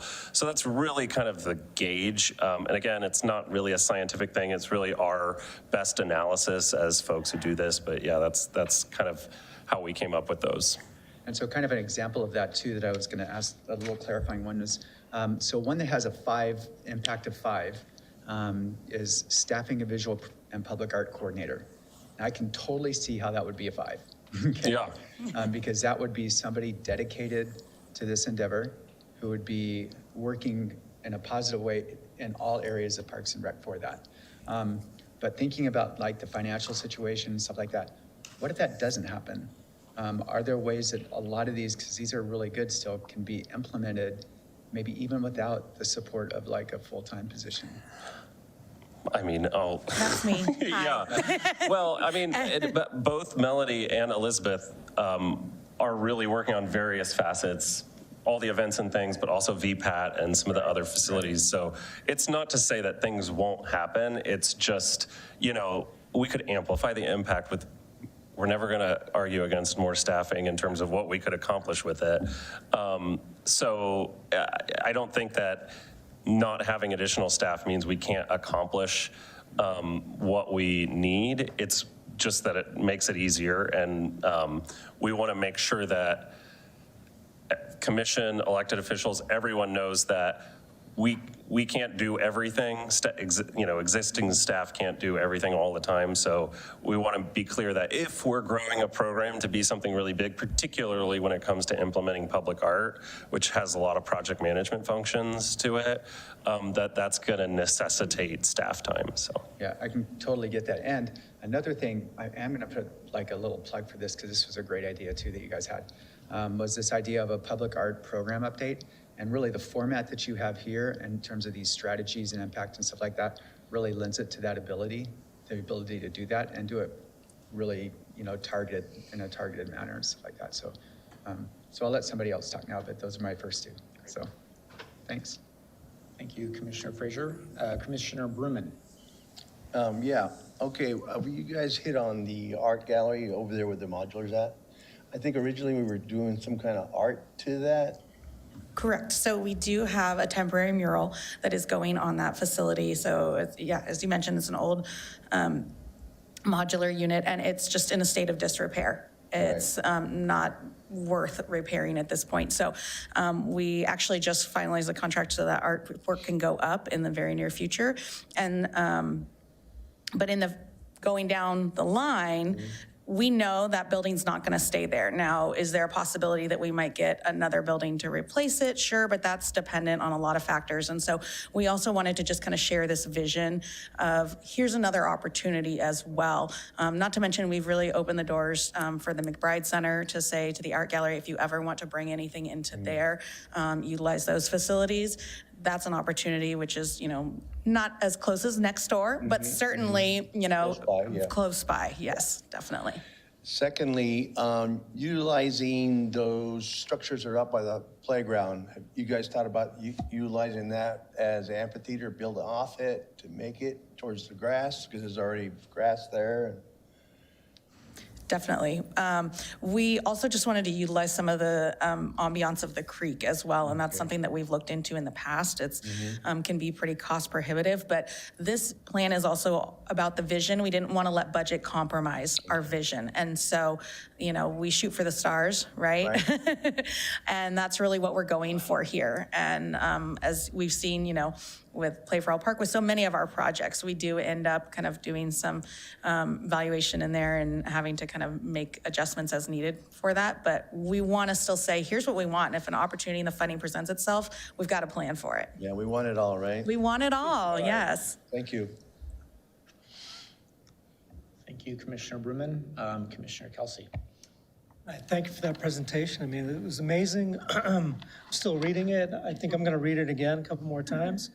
But what you just said, I love what you just said. We don't want to let budget compromise vision, right? I think that's a very important point, because one of the things that can draw vast groups of people to the city in terms of even tourist activity here would be focusing on some sort of anchor artwork.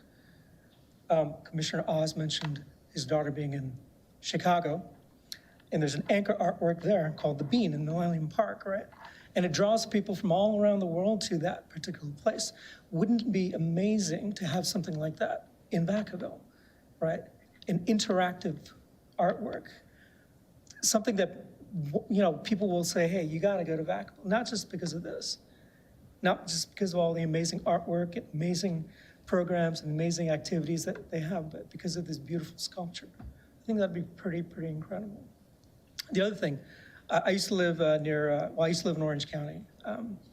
Sometimes it feels like in a past life, but they have, again, this anchor festival there called the Pageant of the Masters, where the artwork is created, these incredible they're living artworks. They're paintings, say, by Vincent van Gogh or by Picasso or Michelangelo, but they're created by actual people. So the people, the actors, have been painted, and they go up onto this canvas. And you don't realize that they're actually actors that have been painted until they start coming alive afterwards. And it draws people from, again, all over the world. And that's another, I mean, that's a high dollar kind of activity at festival, but something like that would be incredible to have over here. Not to duplicate it, but to sort of borrow from it, and tie it in with music, tie it in with some of the other types of arts, dramatic arts and all that stuff. I think that'd be, again, incredible. I think you guys are really you're right on the track where you need to be, and I'm very excited. I want to live in this Vacaville, and I'm excited to see my child experience this level of culture in this city. So thank you very much for that. Thank you. Any other clarifying questions of the commission? Great, then I will open it to the public to see if anybody in the public would like to make comment on the plan. Seeing none, I will close public comment and bring it back to the commission. So let's discuss and deliberate. So I'll start off. One of the questions that I have is, so I know that after we approve the draft, it'll go to the council. Is that actually been scheduled, or? We have a tentative date of August 12th, and the reason for that is just some hefty agendas coming up, as well as some scheduling conflicts. So that is, again, tentative, but August 12th. Okay. So if we're not able to get through the work, we could potentially bring it back at another meeting. I mean, no, that's not desirable, but. In theory, I would say send us the feedback. Yeah. Would be the preferred, so that we actually have time, to make those adjustments. I would just request, end of June, end of this month, mid-July. I would say, ultimately, I think we'll ask for the recommendation tonight, but we will be open to feedback until it goes to council. And that was the same with the Arts Advisory Committee is, we said the same thing to them, like, actually it's still open for comment and feedback, both from the public and from commissioners. And it's a living thing, so we can still edit it if we get a further direction from really anybody. But yeah, I think that's our preference.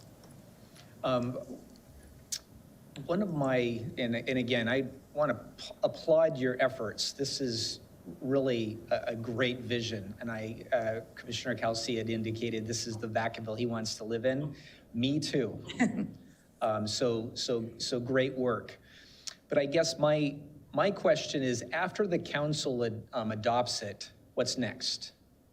What are the next steps to, because what I often find in my professional work is master plans get done, they get put on the shelf, they gather dust, and you never see them again. And I agree that as you are visioning, you do not want to be, you want to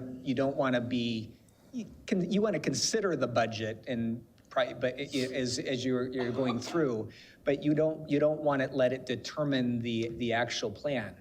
But we all know that we need the funding and we need an implementation plan. And so what are the next steps? So this is actually something that was at the inauguration of this project. I said, the last thing I want is for this to be one of those plans that goes and sits on the shelf. So that's something we've been very clear about and mindful in the planning process. And so that's part of why you identified that program update that is going to be an annual occurrence. We're going to be working with the Arts Advisory Committee to set priorities. What are the projects we want to see happen in the next year or be working towards, right? Some of these are multiple year projects. We have some irons already in the fire, including things like the utility box art program. That is something that, one thing I didn't mention earlier when we were talking about staffing and kind of bandwidth for implementation. We have an admin tech on our staff who is partially supporting the arts, and so that is one element of her role. She's going to be taking on that project. So it is not just me. There is support, and there is very intentional dedication to the arts. You see that already starting. So this, you see it in the murals that are happening downtown. Part of that was funded by district dollars. Part of that is, there's some new ones coming up. I apologize. So there's ones that you will be seeing. The one recently that you probably saw a press release about at the Brendan Theater. There was a reception today. That one was privately funded, but there are some that are coming up as actually part of the solar project. There was some funding in that program to fund murals downtown that you are going to be seeing popping up in the near future. Now, those are going through the planning department because they are on private property, but there's very much a desire. That is something that the mayor has said. He said it earlier today at the reception, so this will not sit on the shelf. Yeah, and the other thing I'll add, and I say this a lot in doing this, is ultimately, staff has been super excited and engaged in this, but at the end of the day, it's you all, it's the elected officials that make the final decisions on what we are doing, particularly when it comes to funding. So I would just say that I hope that you all, along with the Arts Advisory Committee, can advocate for ensuring that we continue to implement this and make some of the harder decisions, maybe not this year, but in future years about doing more of the implementation and when it comes to funding and staffing and all of those things. So it's just something that I think we need you all to be advocates for as well. Great, and you're right, Josh. We can't be advocates unless we actually have like an implementation plan in front of us. So I really like what you have in the back as you have it broken down into try to do this from memory. Now, I will also try. now, soon, next, and then. Yes. Right. Yep. So I like that, and I like that you've got a list there. I think the next, with an implementation plan, I think you need to put some approximate costs. And you don't have to hire architects just get a rough number in the ballpark and have actually quantify approximately how much every one of these efforts would cost.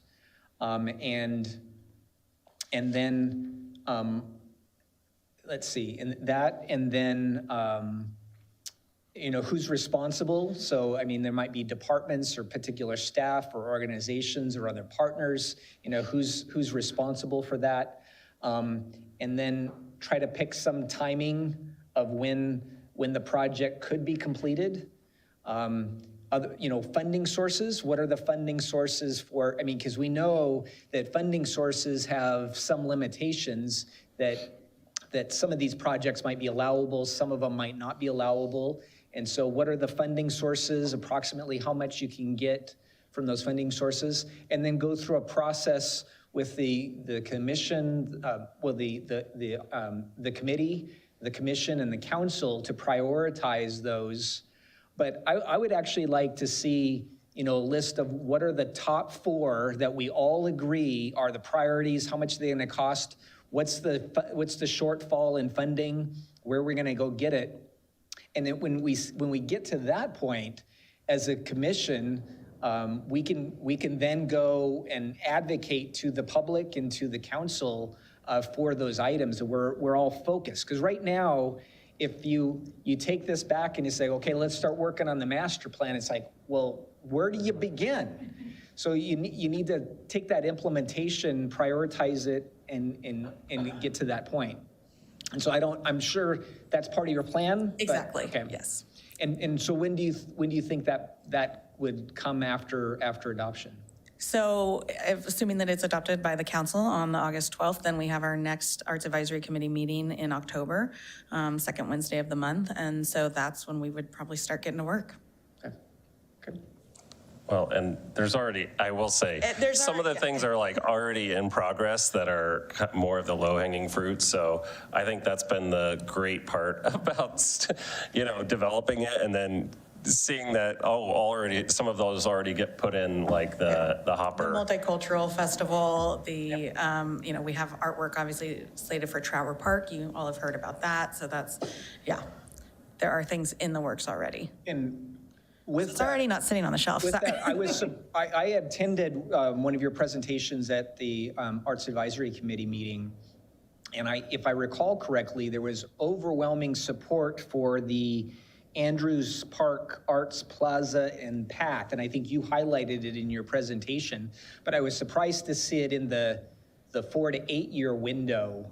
Was that largely just because of cost and was much more intensive, or? Yeah, I mean, I think the path might be easier. I think there's 2 items there, and I think the bigger item is like the Arts Plaza, and probably additional studies and other things would need to take place, since that's more of a physical implementation piece. Maybe the Public Works and other teams could more easily put a sidewalk in, but I'll let others speak to that. Yeah, just one that exactly what Josh said, the path itself certainly could be possibly moved to the 1 to 4 year, but the plaza piece is something that we would want to dive into a little bit more, work with the gallery, and then do some more conversations with Public Works to see how would that come to fruition. I have many other questions, but I'll pause and I'll turn to Commissioner Frazier. Okay, so I had a couple more. One is another comment that I had was that idea of adding, you have impact, and my idea too was to add cost onto that. So you have kind of a cost benefit kind of built into that. And in terms of starting places, it seems like those high impact ones might be a place to get started with the 5-star, but there's a bunch of them, and there's a bunch of them that are 4 and 5. So it's like, okay, how do you decide between which 4 and 5? So that idea of somehow prioritizing within years 1 to 4 would be kind of a really nice thing to do. And in terms of not having you get stuck on the shelf, I think that public update and kind of have regular updates that would come to like the commission that would do that. Another possibility or an idea would be to have, just like we do on some of these other standing committees, is to have a commissioner a part of that and then report back as another possibilities, just to make sure that there's movement and things don't get kind of stalled. And then also there's, and reporting back, like in this part on years 1 through 4, there's 3 sections down here about funding opportunities, okay? And so just that in and of itself is gonna be reason to have reporting back into, how those funds are being used and all those kinds of things. So that's probably gonna be built into it as well, I would think. So, yeah, those are some other ideas, so. Any comments for that? Oh, no, just thank you for those comments. I got them. Vice Chair Gutierrez. Hi. And I think we talked via Zoom, like when this originally started. We had a really good discussion. So it's nice to actually start seeing some of this come together.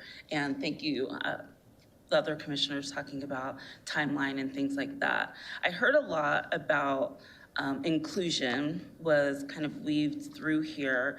And I'm wondering, and I'd love to see that there's going to be a partnership with like downtown and things like that, because I do think that's a huge missed opportunity, that our downtown could be so amazing. And it just pains me that we have people from Vacaville that are going to, winners and spending money when all of that can be spent here. If they really felt that, downtown was maybe a little bit more inclusive and welcoming and lit up well and had a lot of that artwork that I see when I go to like a Davis. Like, to me, that feels like a very inclusive community. So I'm wondering, and maybe you'll hear more when you go to council, how do we make sure that this doesn't feel like, oh, well, a wall is painted here, you should feel inclusive. You know what I mean? Like, how are we partnering with these communities to really make sure either using them or working with the schools to get student artwork, something, so it doesn't feel like, we're checking this off of the list, but we're doing things within the community, and this is an enhancement of that to continue to make everyone feel more inclusive. Like, I look at some of the events that we have, like Fiesta Days, but that isn't city-sponsored, or even like the small little veterans thing that they do on Veterans Day, but that isn't city-sponsored. Pride, MLK, like these things aren't city-sponsored, so how do we make these communities that maybe don't see themselves reflected in the city really feel like there is a intentional effort to make them feel included and let them know that they do belong here? Yeah, I think that's a great question because I do think it's really of utmost importance. And I think, I actually think a lot of it will be programming. I think public art can do some of that work. And honestly, just, like you said, lighting and making it feel welcoming and safe is important. But I think also everyone needs to be invited into our public spaces as well. And I actually think the programmatic element is really important. So I would point to two things. I mean, there's a lot of recommendations that, again, I thought I was going to be short and I was still 15 minutes. So, but there's, I think, a lot of recommendations around how the programming gets implemented. And so some of it could be that some of that inclusion is felt through an arts grant program, because we would, while you said it's not city organized, it might be city funded, or some of that funding might go towards helping have various events. But I would look at things like, actually, the Dia de los Muertos is a great one, and I could just feel like the mixing of folks there, and it's actually an invitation to all kinds of different communities, right, to go experience that, but also to feel like, wow, this is a place that I belong to as well. But even something like VacaCon, which we had an event at, that is welcoming to a completely different type of person or subset of people. One of the big things we had on here was young adult programming, because I didn't talk to that many young adults, but I talked to their parents who were like, my kids are leaving because there's nothing for them to do here, or they feel like they have to leave the community. And so I thought the VacaCon was really great. It's actually funny because I recognized people from that 6 months later when we did the Dia de los Muertos. But I think that's another type of thing where we're saying, hey, come and experience this and be a part of Vacaville. And again, it's targeted towards a whole different group of people, maybe, I don't know. There's some overlap there, but so just continuing to do things like that, I think, is something that we really push for in here. The Multicultural Festival being one of those, but diving deeper into some of these things, even more partnerships with the Art League and Gallery, because that could be a really great way to enhance, belonging and whatnot. So, yeah. Thank you. Mm-hmm.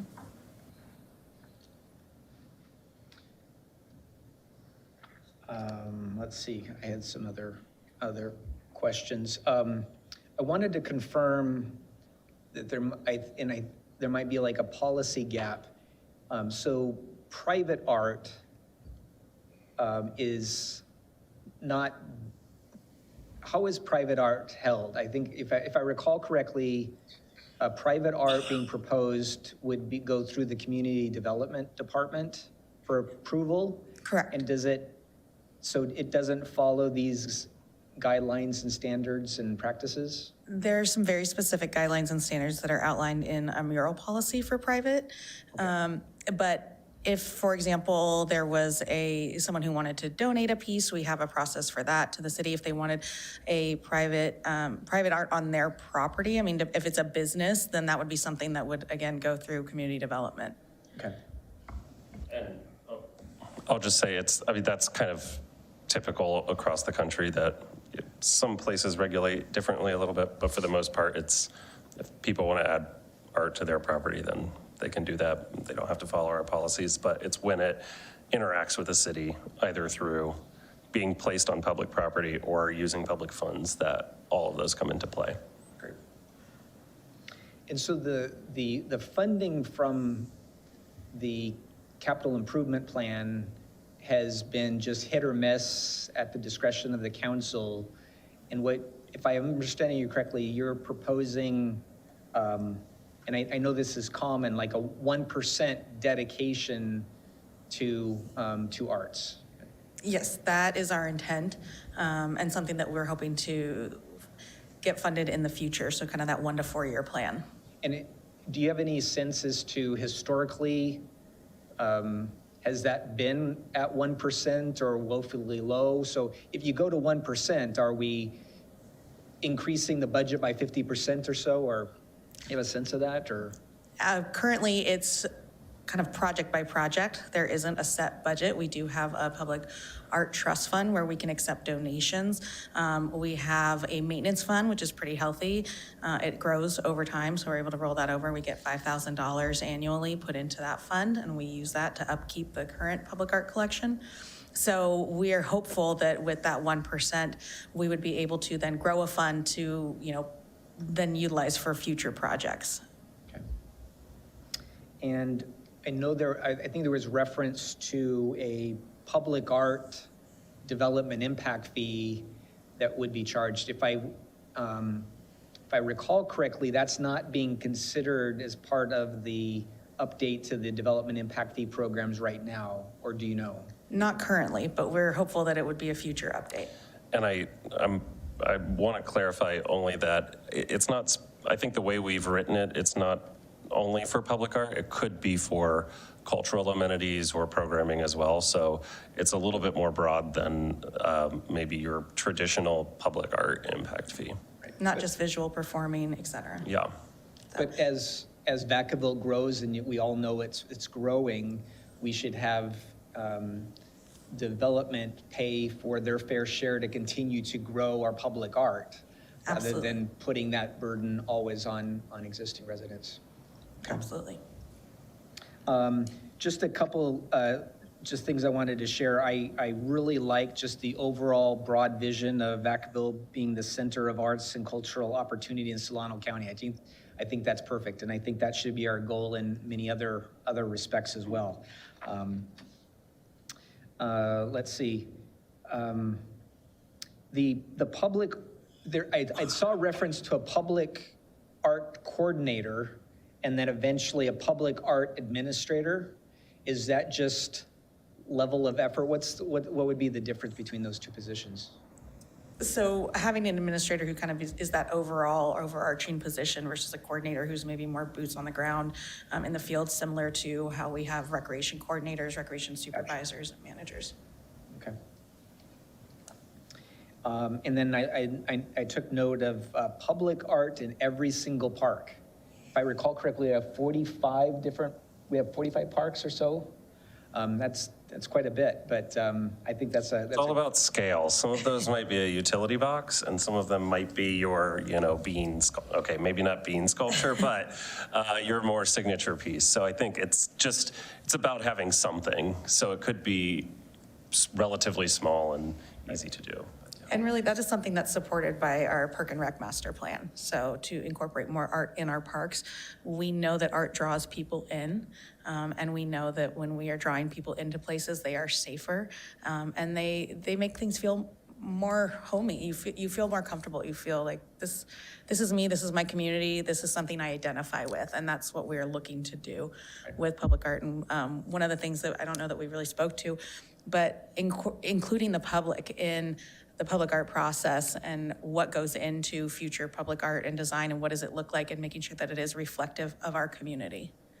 Right, and that's really in line with our goal of planning new parks with some type of a theme, so that the park has got some type of identity and character beyond just a playground and a ball field and a court, right? Absolutely. And so being able to, I'm sure as we design parks, we can also incorporate art or art-like type of features. Oh, Nemo already knows. We have lots of big plans. Great. The Chalk Festival really, I think, is a great idea. I love that. And I certainly love I would certainly probably prioritize the Andrews Park Arts Plaza path. I think just from what I got from the meeting, that was overwhelmingly the one that seemed to have a lot of opportunity for just some small little tweaks here and there. We can keep building on it, but I think that's a great idea. I'm also originally from Boise, Idaho, and they have an alley downtown called Freak Alley. And they've actually had this alley become a public art gallery. And so all and it's just a wonderful space. And I don't know if there's, this is just like to add to the list, but just that idea of having a place to go and see all of that art. I mean, and probably the Andrews Park Plaza is really what we're talking about. But this is just sort of another opportunity to allow graffiti artists their opportunity to present. Well, there's certainly been a lot of talk about, I believe it's Andy's Pub, right across from Pietro's, that alleyway there downtown, and that being a space that could be more activated.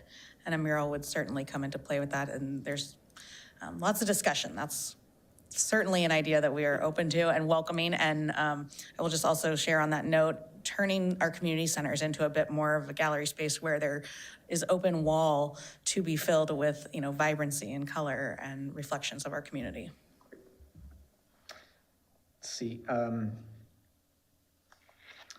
I think I'm actually, this has been a great discussion. Former Commissioner Vasquez has actually had an interesting idea that I wanted to run by you, was that there was, we have a lot of special events that are not only city events, but also events from other nonprofits and other organizations. But sometimes there is a lot of regulations that make those prohibitive or difficult. And sometimes just financially, they can be challenging as well. What are your thoughts on perhaps having a special events sponsorship program where part of the funds could go to giving a little bit of a grant to an organization that's trying to do a community event that the city would certainly benefit, but it doesn't have to be a city-sponsored event, but yet you're just sort of contributing to that organization and allowing them to flourish, so that city and city staff aren't doing all the work, that we bring down the barriers to let other organizations come forward. Yeah, certainly. That is one of the things that we are hopeful that an arts grant program would help support. Absolutely. Okay, great.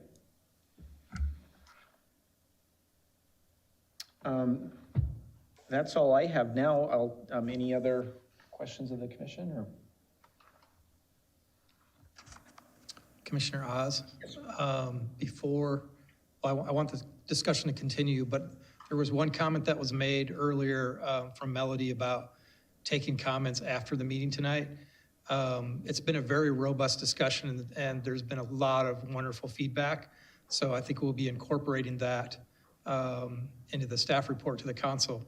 But I don't think we'll be able to just take individual comments to add that forward, because it wouldn't be the body of the commission that's making that recommendation in those comments. So I just wanted to clarify that before we finish the item and move forward. So.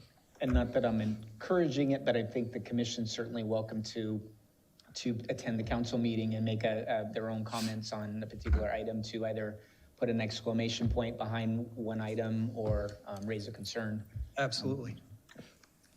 If I could actually ask a clarifying question for council on that point. So just that, the expectation is that any of our master plans be a living document, and that any, the commission and the members of the public, we would want to welcome comment and feedback moving forward, even after the adoption from council, to help us prioritize what are the future projects and needs of the community. Yeah, so my recommendation for how to handle that is, it's appropriate for the commission to go ahead and get their vote on recommending approval to the city council. Any additional comments that people would like to make about the plan can be made as individual commissioners and or members of the public. All of that information will go to the council. It's just a little different than the commission making a recommendation with edits that are coming in from individuals after the fact. Does that make sense? I appreciate the clarification. Thank you. No problem. Well, I am certainly in support of adopting the master plan. Well, first of all, there's actually 3 items on here, and I don't know, I wanted to just raise the question of the commission and staff if there's any questions on the Arts Advisory Committee policy that we're also approving tonight, and the public art program policy.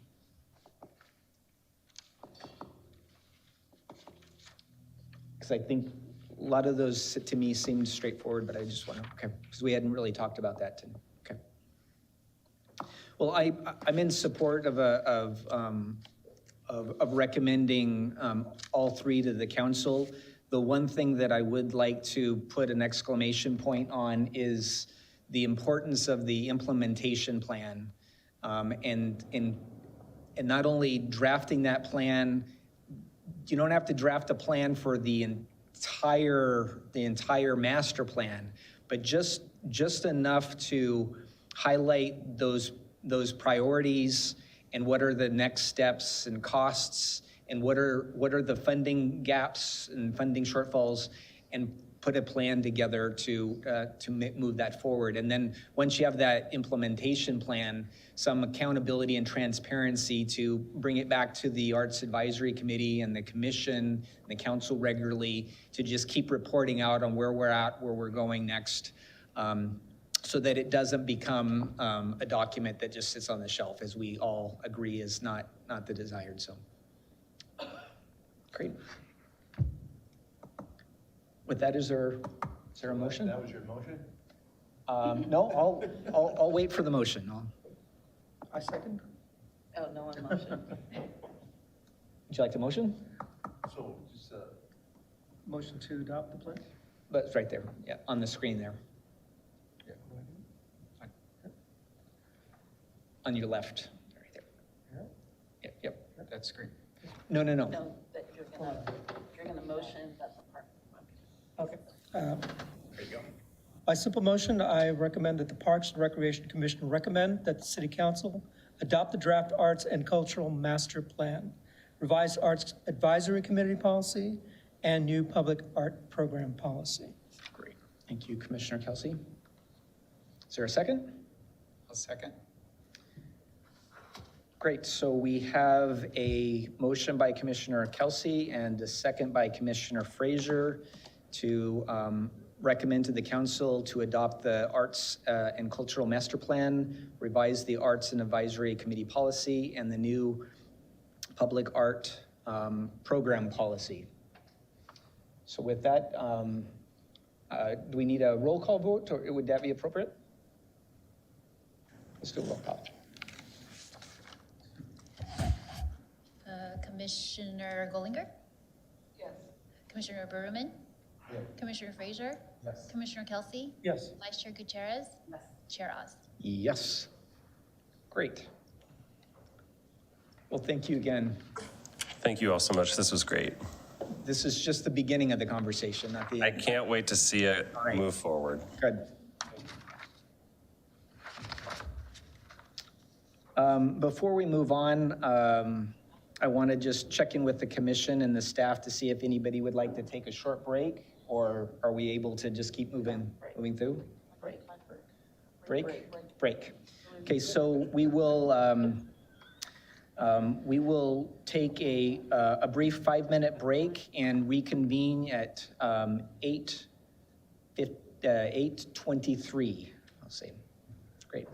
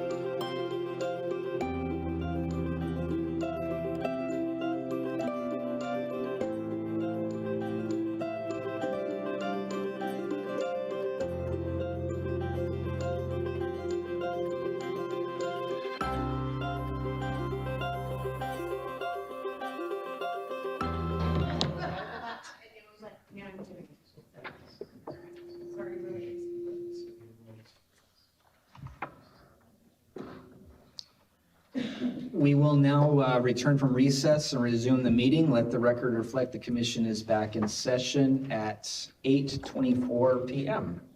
So the next item is our business item 8C, presentation of the Parks and Recreation Department operating budget for the next fiscal year and capital improvement program budget. Director, would you like to introduce this item? Yes, good evening once again, Commission. So the item is exactly what the chair just mentioned there. So we have our management analyst, Scott Wagner, here this evening, and he is going to present this item on the budget. Thanks, Bruce. Good evening, Chair, Vice Chair, Commissioners. So people who've been on the commission for a while probably remember Eric Laro presented this in previous years. He's moved on to a different position in the city, which allowed me the opportunity to start here. I've been with the city for about 3 months now, and I'm excited to present the budget to you guys. Thanks for your patience with us. I know it's been a long meeting, so. Oh, well, you know, all the discussion about arts is sort of like the meal, and the Brown Act was your appetizer. This is your dessert. Good. Yes. So, and I know it's exactly what you wanted, a presentation on spreadsheets, but please interrupt, ask questions as I go. We've tried to make it as clear, you know, and understandable, but when there's a lot of numbers, sometimes, you know, it doesn't always appear as clear as we'd like. So the agenda for tonight is we'll go through the mission statement, we'll look at the org chart, we'll look at the budget history, and then we'll do a more detailed review of the budget than what was in the staff report. So you'll be able to see the budget at the division level, how we're spending it, and then we'll look at Measure M, capital improvements, our active grants, and then we'll end with our performance and activity indicators. Okay, so first we'll just pause and look at the mission statement. So the Parks and Recreation Department aims to deliver high-quality recreation opportunities to the community, as well as design parks and open spaces that accomplish the goals and standards outlined in the Parks and Recreation Master Plan. So I just thought this was a nice way to start framing all of the discussion of the budget. And in my time here, what I think the staff really emphasizes the high quality phrase in this mission statement. This is the org chart of the department. We have 26 full-time employees and, you know, approximately 200 part-time employees. We are, all full-time positions are filled right now, which is great. Our only vacancy on this org chart that you'll see is with our one of our part-time park rangers. And we currently are not requesting any new positions for the next fiscal year. So this org chart and this staff will be it for the next year.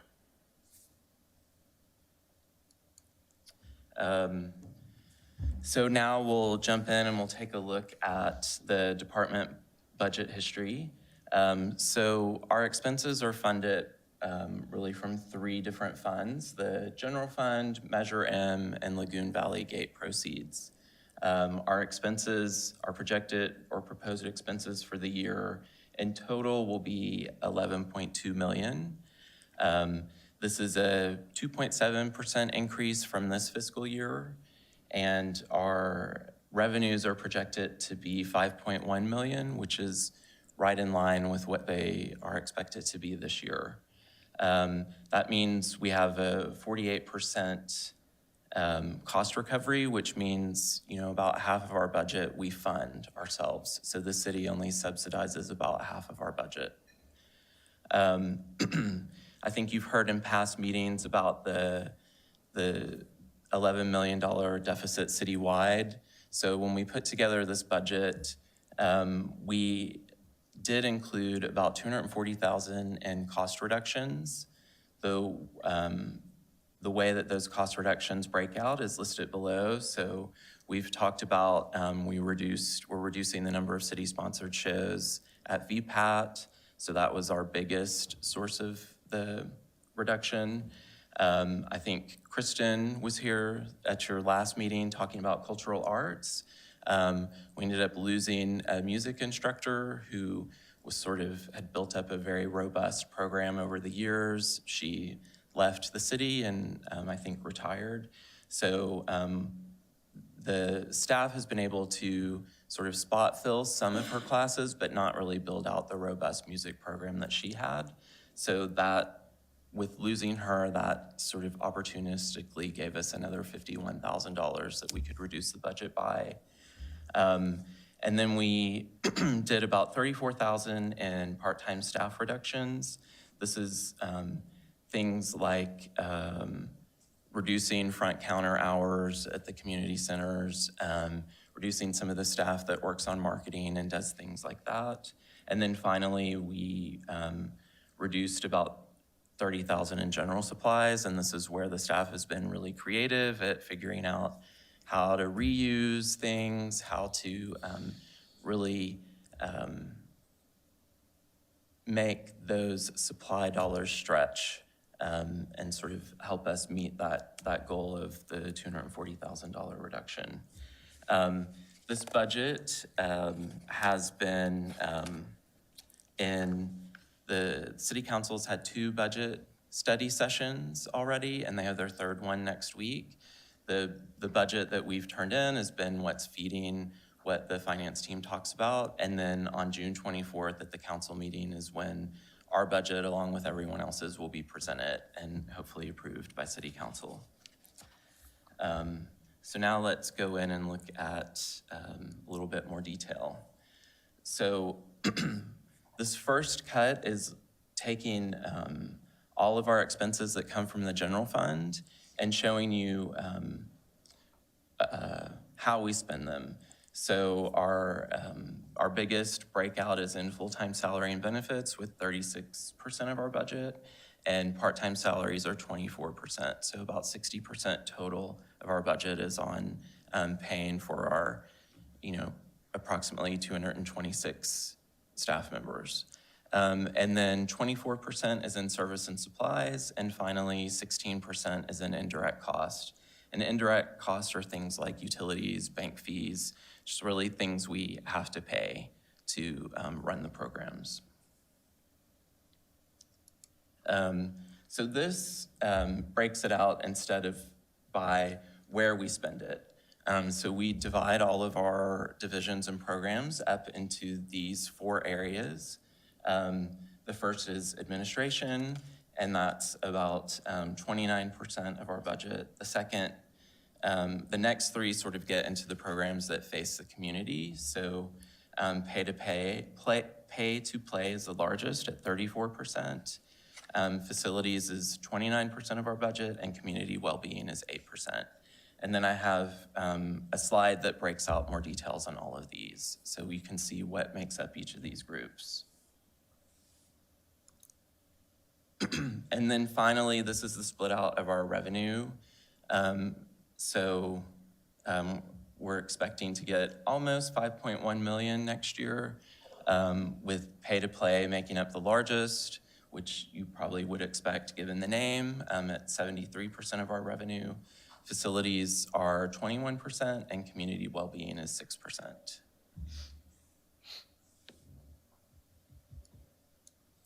So now we'll take a little time and we'll dive into each one of these areas. So within each slide, what I've tried to do is show you the divisions where the money is going, and then talk a little bit about what that money funds. So for the administration budget, this budget really funds all of our essential department functions. So it covers park planning, our administrative staff, it does marketing, it does all of our event guide, production, and printing. With 200 part-time staff, we're almost always doing recruiting, so it helps fund our recruiting budget. And it also covers things that the entire department uses, like different software licenses and miscellaneous expenses. And then finally, all of our front counter staff at community centers are contained in this budget. The next area is pay to play. And as you would expect, these are programs that we aim for them to all be fully self-funded. I think in general, we have a goal of at least being about 85% self-funded. You can see when you look in the individual programs, some of them more than fund for themselves and some of them are a little under, but the area overall has a cost recovery of 103%, so it fully pays for itself.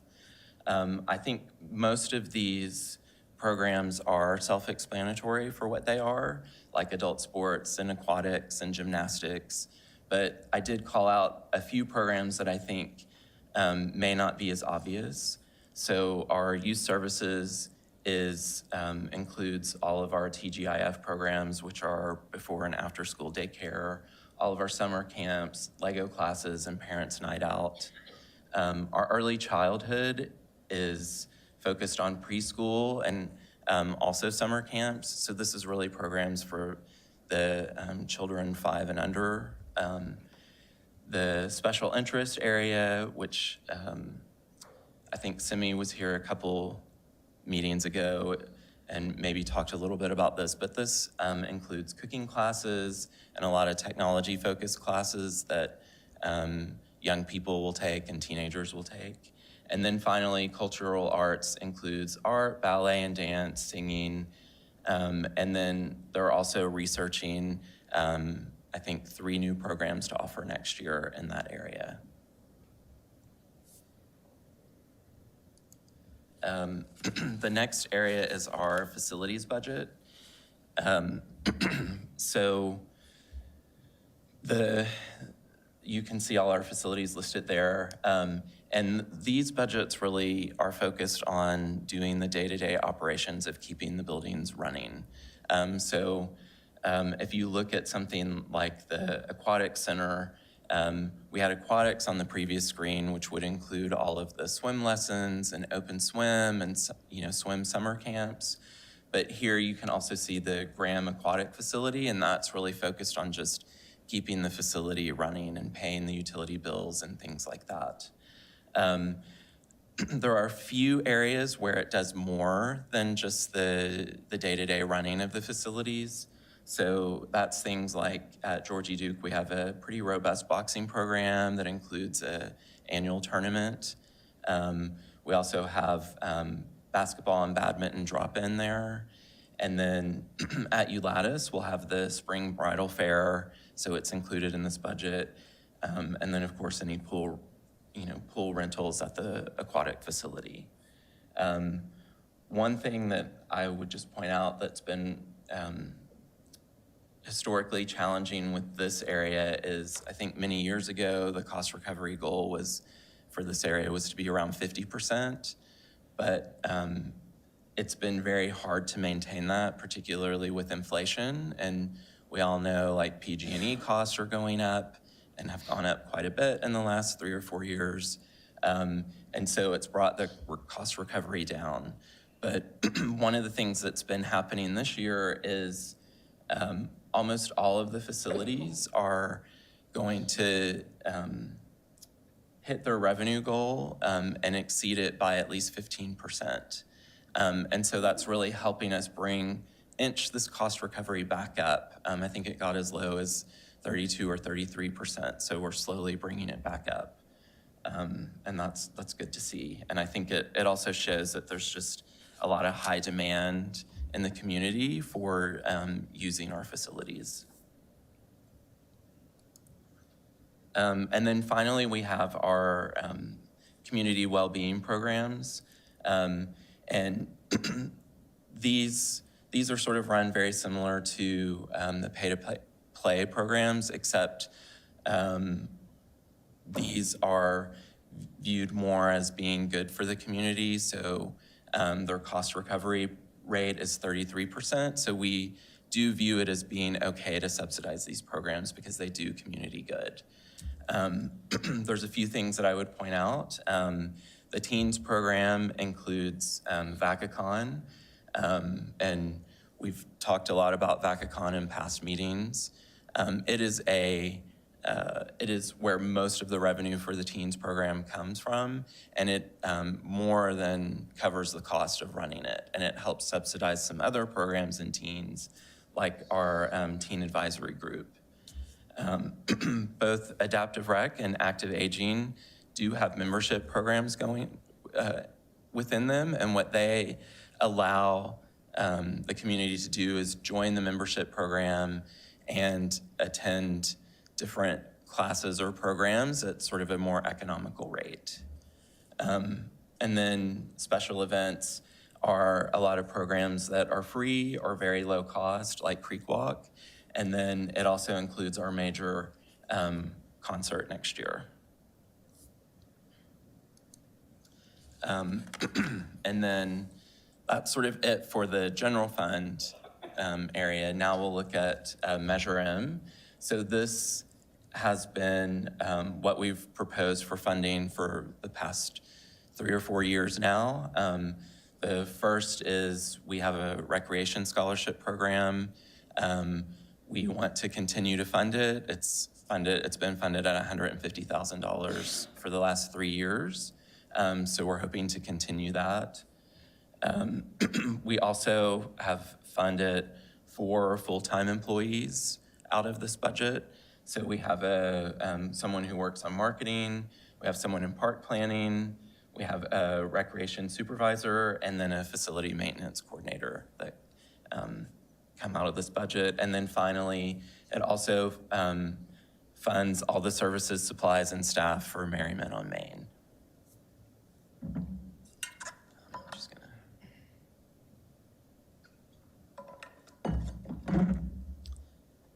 Okay, and then in our capital budget proposal for next year, we have 3 areas, 3 things that we're requesting funding for.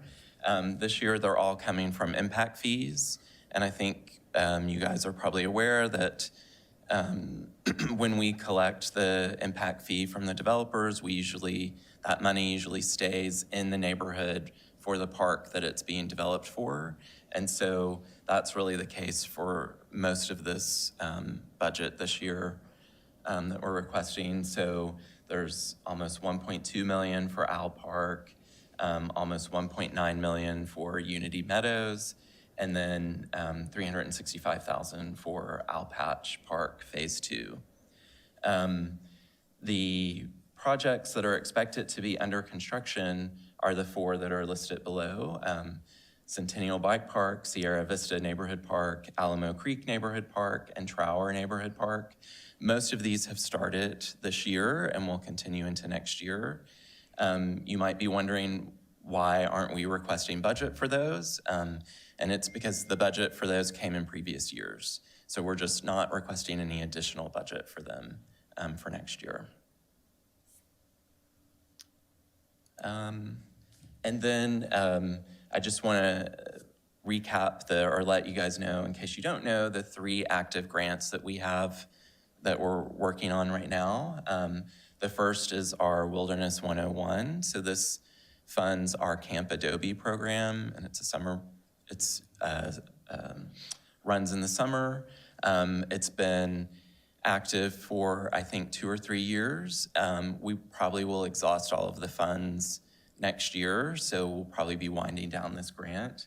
The original grant amount was around $105,000.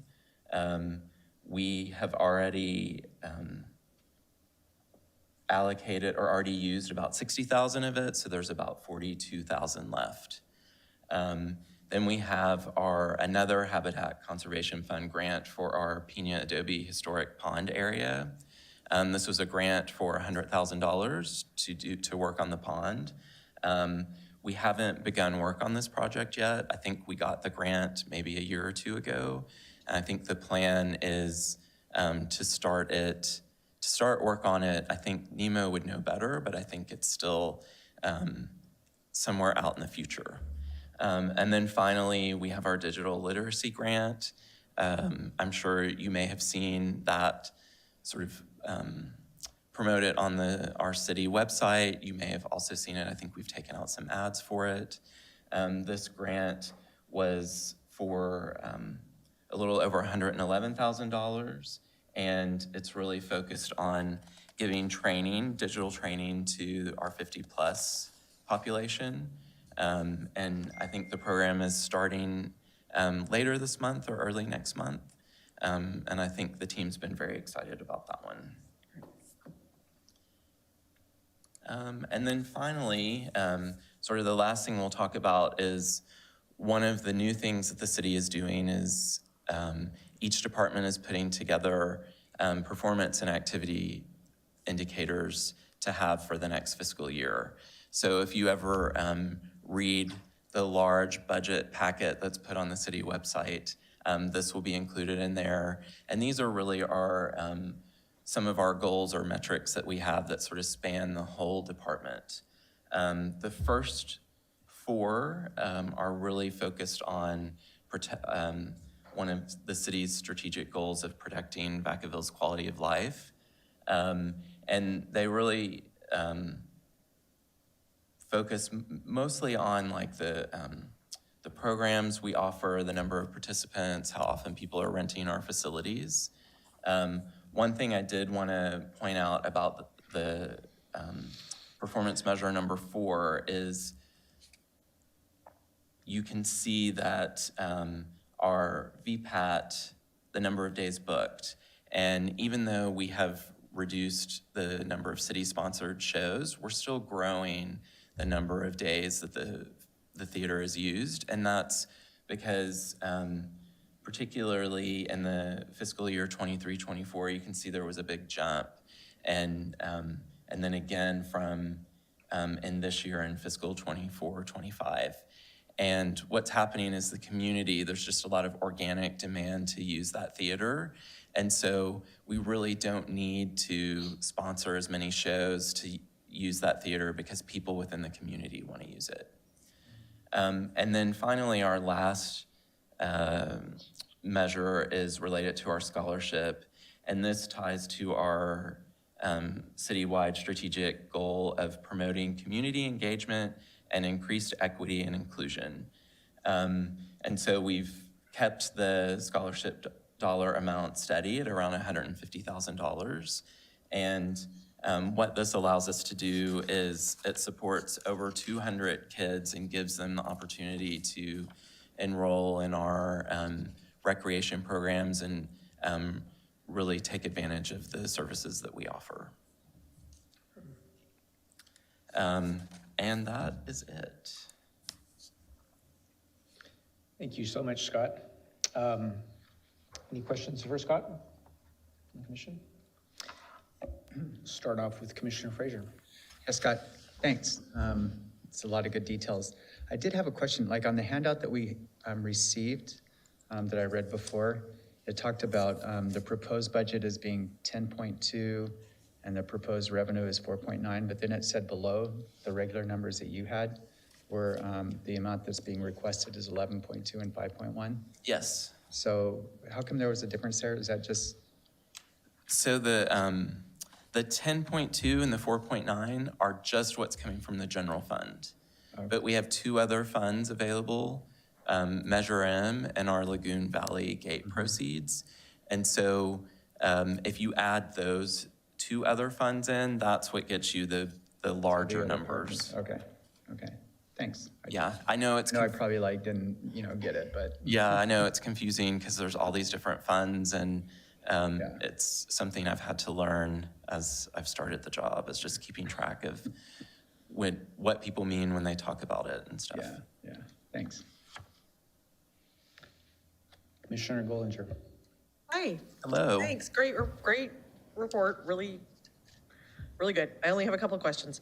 So you mentioned at the beginning when you did the org chart that there is a vacant part-time park ranger position. Yes. Is that position being filled, or is that part of the staff reduction? No, it will be filled. Okay. It's not part of the staff reduction. Okay. And the other question I had for you was regarding VPAT. I noticed in the expenses, the fixed expenses for the facilities, why, maybe this is a dumb question, why is that facility so expensive? That's the only one that's over $1 million. Yeah. You would think that a swimming pool would be would cost more to operate than a performing arts theater. Why is it 1.14? So I may have to phone a friend with Elizabeth. Do you want me to jump in, Scott? Yes, please. No, those are great questions. Thank you for asking them. So a couple of just educational points on that. The pool is actually very expensive to run, probably more so than the theater. However, Public Works pays for the bulk of the maintenance costs associated with maintaining the pool. So they're, so they share the burden. Okay. Yes. That makes so sense. if we looked at their budget, yes, that would probably make up. Right. Yeah. Okay. That actually makes sense. Yes. And then and another educational point about the theater is that city staff do not actually run the theater. We contract with a theater management company called Venue Tech. The city, fun fact, the city did try and run the theater with its own paid staffing years and years ago, and it didn't work well. It's a very niche style of facility management and program management, and so we're kind of leaving that to the professionals who do it far better than we do it. So we have a great relationship with them, and we work with them very closely on all the things related to the theater. So those are the main differences. Thank you. So can I assume that the bulk of this 1.14 is contract then to the operating company? Yeah. Yes. Okay. Thank you. And there's also indirect costs related to that, to the theater as well. Okay. Thank you. That's all the questions I have. Thank you. Great. Great. Commissioner Kelsey. Hi, Scott. That was a very sweet presentation on that dessert. So I might actually have tooth decay after this. Just a quick question regarding Vacaville, and making up for it. I took a couple of notes, but it said the cost to run it was about 186,000, and the revenue projection was 81.5. That's for the whole teens division. Okay. So Vacaville itself, in this past year, I think the cost to execute it was probably in the mid-30s. Okay. And it made over 55,000 in revenue. Got it. To make up for future shortfalls in any other programs and things, have you thought about doing some sort of, like, say, a vendor fee increase, 0.5%, 1%? And how would that affect things, especially say in Vacaville, drawing even more revenue in from this incredible event that the city puts on? To doing a slight vendor increase, I don't think it would be out of the question for some of those vendors to pay for those things. Yeah, I think, I don't know, Elizabeth, if the team has considered that, but I do think they do periodically adjust. Yep. The fees. So we do periodic fee increases, particularly when we went to the 2-day event 2 years ago. We implemented a fee that was appropriate. We offer single-day fees as well for vendors who are only coming for one of the days. So there's actually kind of a variety of options for folks who are participating. We want to be mindful that we're also staying within market range of other comparable events in the area. We don't want to price ourselves out of the market too. Of course. So, you know, it's always that balancing act. It's a sliding, should be a sliding scale in terms of what they're offering. Yep, perfect. Thank you so much. Great. Scott, just a couple thoughts and questions. First, I love the idea of the performance metrics. I think that's wonderful. Just a couple considerations, one consideration. The first two, you might want to consider having those expressed on a per capita basis, because session offerings and registrations, as our community grows, our general fund budget's going to grow and our offerings are going to grow naturally. But the real metric is, you know, comparing that to like per capita. How much are we offering per capita? So you might want to just consider perhaps making that adjustment so that, because one could perhaps, you know, see this growth and go, well, that's just related because we're a growing city. But just a thought. Yeah, I think that's a great suggestion. And I like where that idea is going, because one of the things I've been trying to think about is really trying to get an understanding or an approximation of how much of our population engages with our programs and our parks and our facilities. And so that's, I haven't quite figured out how to do that yet and how to measure that accurately, but I really like that suggestion. And then I know that the city is also updating their cost of service fees. And so I'm anticipating some of the cost recovery might improve because of that updated effort of those fees. Yeah, I think that is possible. Yeah. One thought was just on the pay-to-play fees. I know that we're already at 100% cost recovery, but remembering that that's a ratio of revenue to expenses, and sometimes those expenses, I don't know, I'm just getting maybe in a little of the weeds, but sometimes those expenses are arbitrarily are understated or low and need to actually be increased, which would increase the need for the fees to go up. So I would think that part of that effort, you just don't want to look at pay for play and just go, oh, we're already at cost recovery, so let's leave those flat. I would evaluate the expenses as well to make sure that because sometimes expenses are based upon what the revenue is. Does that make sense? Yeah, it makes total sense. And even, I think there are times when, I think this is what you're getting at, I think there are times throughout the year where the staff that's running a program, say in adult sports or something like that, may need to go over budget. And if they're in the pay-to-play space, there's usually leniency there as long as there's a corresponding lift in the revenue to go along with that. And that they're not just given, it's not just like, oh, you know, it's fine, go ahead. It's like, there is an expectation, particularly in that area, that any expense increases bring along a revenue increase as well. Great.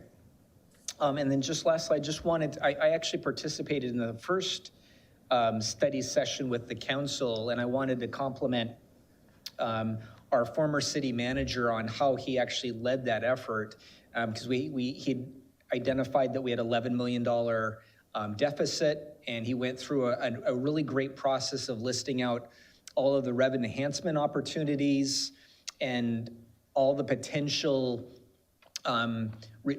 expense reductions in different categories, and then just sort of put that out on the table to let the council and staff sort of weigh in on what they thought. But I liked his direction was really, let's not have a blunt expenses cutting positions and programs just bluntly, that we wanted to make it a little bit more fine-tuned to make sure that we're not impacting programs or staffing levels, just trying to make it a little bit more fine-tuned, and I really appreciate that. It looks like that's what we've achieved. Yeah, I think that message came from the city management office down to the department, and the staff, when they were doing the budgets, were very thoughtful about trying to ensure that any expense reductions were really not impacting programs and sort of transparent to our residents. And I think from my perspective, at least looking at the numbers and the budgets and seeing that, I think they really achieved that and tried to do that. I'm really proud of the city for how they've handled these reductions. They're doing it very transparently and thoughtfully. Great, that's all I have. Any other questions? No? Thank you. Thank you. All right. All right, moving on to committee reports. Commissioner Bruman, the Vacaville Arts and Cultural Alliance, yes. Let's see here, our last meeting, we went through a lot of the Vacaville events that we're in, like VacaCon, kind of got an insight how they all went and where they can be better. VacaCon, from what we heard, was a slow start, but the weekend got busier, and it turned out to be a great event. And I actually enjoyed myself because that was my first time being a judge and being part of that. I hope that continues to grow. There's plenty more room to grow, but I know facility-wise, we're at our limit. Bunnies and Bonnets was well attended also, and it was a great turnout. It's just pretty much we went over everything. The multicultural event, the Creek Walk event, summer is coming, and we're looking forward to that one. And also they spoke about the Income Function with the big show. I guess that's almost sold out, right? And that's incredible. That happens every year. There's a few left. And then downtown Vacaville events, we got a car show. They're looking on August 31st. And the big thing coming in September, we got a jazz festival, which is going to be the downtown where each business will be pouring wine. You buy a little passport and be able to go through and enjoy yourself. And plus you get to visit all the businesses downtown, that's why we do it.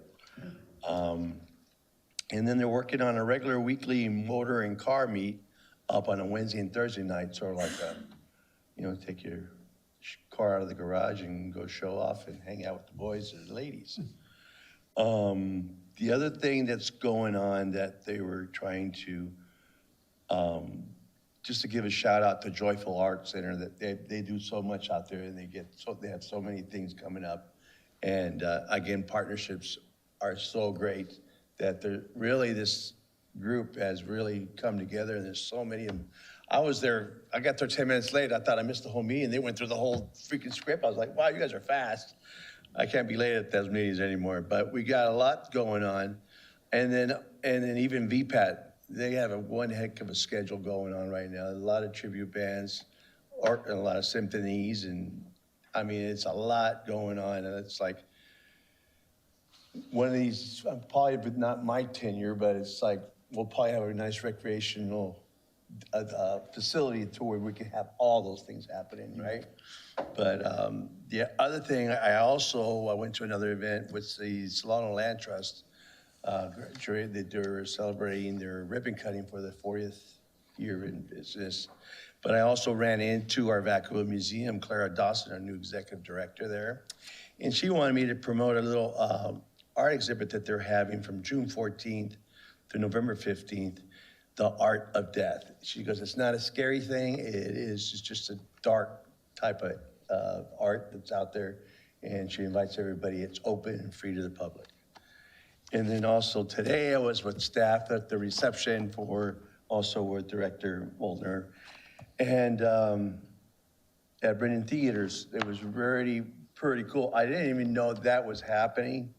There's a little postcard here. I'll pass around to the rest of the commissioners. You guys check it out. But I definitely recommend you guys to drive there and check it out. And also on the backside. And then you got to go watch a movie because they did some awesome black, what would you call that?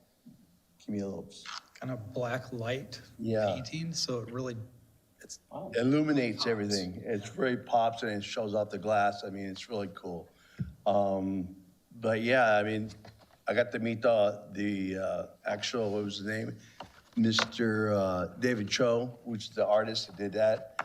And it's pretty amazing. Like I said, I didn't even know that was going on. I never paid attention. But I guess they had the big glyphs and everything, and they were spray painting the whole thing and going on. It's pretty awesome. The other thing, there is another mural going up. It's at downtown Vacaville. That is on the side building of the hot yoga building next to the fireplace gallery. That is going pretty quickly. I guess she said she'll be done in 4 weeks. But she is actually doing like the Pony Express, history of Vacaville, everything that would included from the farmers and everything else that's going on here. There was one more thing I was gonna mention, but I don't remember. But actually, there's a lot going on here. So if you guys are interested, I really recommend everybody to go to visit Vacaville's calendar, and you'll see everything on there. Everybody's trying to put everything there's on there. Thank you. Any questions for Commissioner Bruman? No. All right, hearing none, we'll move on to Commissioner Kelsey and his report on the Play for All Committee.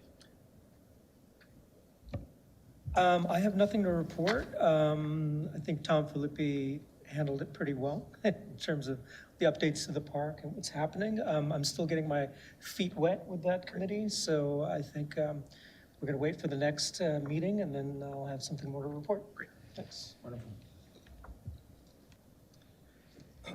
Great, moving on to reports of the park manager. Wallace, thank you for your patience. No worries. Good evening, Chair, Commissioners. Just have a couple things for you tonight. Should go pretty quickly, if my PowerPoint will load.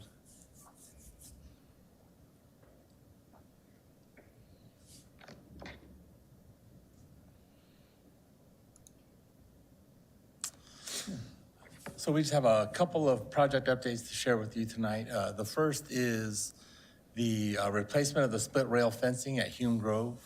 This fencing was originally installed when the Grove was constructed in 1995, and over time it's just deteriorated pretty significantly. So the replacement work has been completed, and the fence has now been restored to a stable and more aesthetically pleasing condition.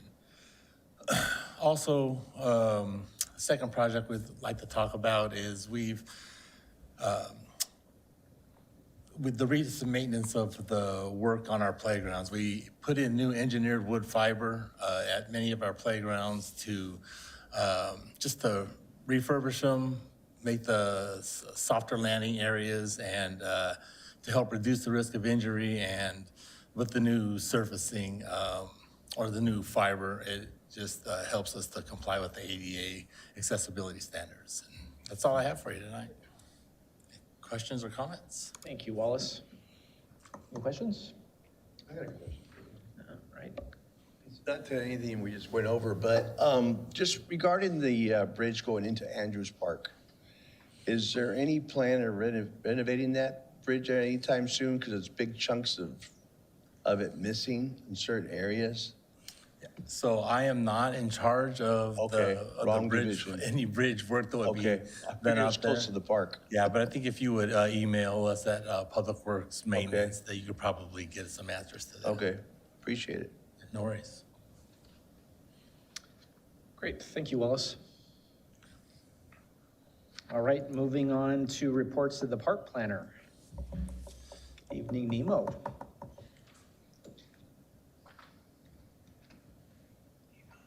Again, thank you for your patience. The commission is very long-winded tonight, so we've still been I'm just filling in a little down. Scott was in dessert. I don't know why. I can help you. There you go. Is it on? Yep. Perfect. Thanks. I'm after dinner coffee.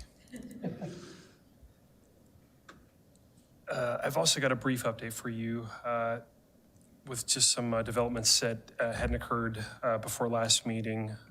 If I can get my PowerPoint, I've always got some visuals.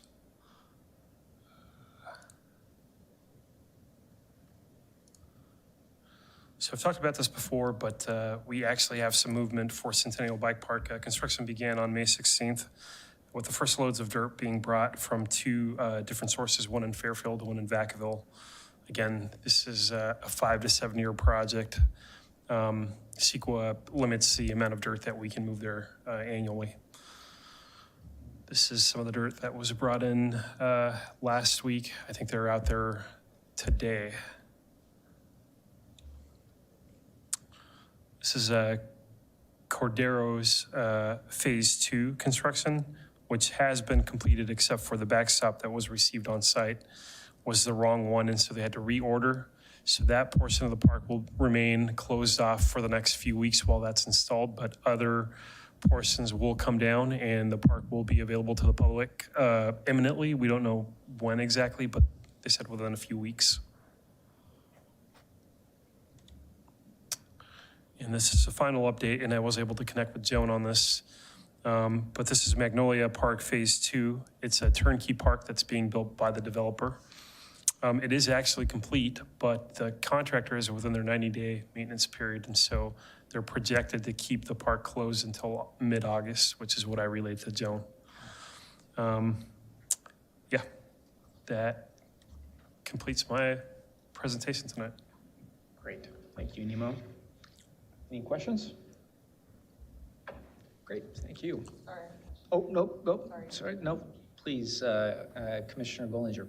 Sorry, I was late. Did I understand you correctly that the Magnolia Phase 2 is going to delay opening to the public because they don't want to be in charge of the maintenance that they agreed to be in charge of? No. Okay, This is a very standard thing that I have to explain from time to time, but when you contract with a builder, a contractor, one of the things that is included in their contract is an establishment period. So it's specifically for things like trees and plants. They have to guarantee the plants for whatever the agreed upon time frame is. Typically, it's 90 days. So construction can be complete, but they have to sort of warranty the plants for that amount of time. Now, the percentage of plants that survive that establishment period can be impacted if kids are trampling over them. So they don't want to have to sort of incur that additional cost. So it's a very typical for construction projects, park construction projects, to sort of have construction fencing up for that time frame. There are times when we are able to negotiate with the contractor to bring the fencing down. But it's got to be something that they feel comfortable with, and we can't obligate them to bring the fencing down. Okay. Yeah. Great.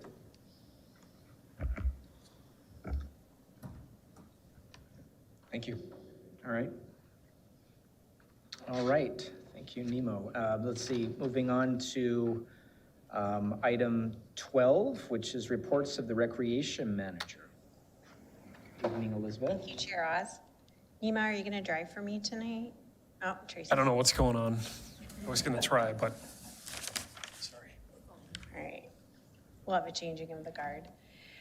So while Tracy pulls up my report, I do want to give the disclaimer that we are already in the final throes of being summer ready. So camps start next week. The pool opens next week for open daily swim. It'll be open 7 days a week for the next 3 months. We're like already past go for all of that. So I included none of it in my report because I am already like beyond June. So I just want to mention that when you look at it, you go, oh, there's not really anything about camps in here. Like, it's happening. It's all happening. The craziness starts next week. So thank you. So I do want to focus on a couple things that are happening this weekend. One of them being that we're hosting a diving meet. That'll be at Walter Graham, and it's going to be starting at 8 o'clock in the morning. And this will be essentially hosted by our 707 diving program. And we have invited 3 other clubs from around California, Northern California, to come and participate. So it is free entry for people who want to come and watch. And I encourage the commissioners to come out and see it. We've had 707 diving come in the past and kind of talk about their program, and they do really amazing things. The participants achieve at very high competitive levels. So it's always a program that I like to highlight, and when given the opportunity, encourage folks to get out there. And Commissioner Frazier has seen 707 diving in action, so he can kind of back me up on that. But the diving meet will be very cool if you guys can stop by Walter Graham to check it out. Next slide. Pena Adobe Historic Society is hosting one of their monthly open houses. It'll be from 11 a.m. to 2 p.m. Highlights, they are featuring the Buffalo Soldiers from the 10th Cavalry Company G of Northern California, as well as members of the Solano County Sheriff's Posse and their horses. And then the Vacaville Jammers will be on site doing a performance. So this is always a great opportunity to go out and visit the Adobe and get information and participate in free tours. And we're always inviting the community out to, learn about the historical references that are available through the museum as well. Next slide. The cows are coming home. We are finally going to have welcome receptions for our cows, and we're so excited about this. These are two of our cows that have been homed at our Ulatis Community Center and Three Oaks Community Center for quite some time. So Senora Gertrude de la Cosecha, hopefully I said that right, will be placed on June 25th at 3 o'clock in Town Square. And I believe this is the artist. Let me double check my notes. I'll have to maybe confer with Melody. This was done by Kathleen S. Farrow. And the other cow was done by Angela Arteritano. That one is titled Pilar, and that one is tentatively scheduled for June 26th at 4 p.m. This cow is going to be placed, I believe, out here in front of City Council chambers. I think we're still tentative on this because of some of the solar project stuff and construction that's happening and scheduling things. But I know Tracy will likely send you guys an invite, and obviously Melody will probably send something out as well. So once we have everything set in stone, we will make sure that you guys are aware of the dates and times. And you want to add? Yeah, my apologies. I don't think the update got to Elizabeth. Oh.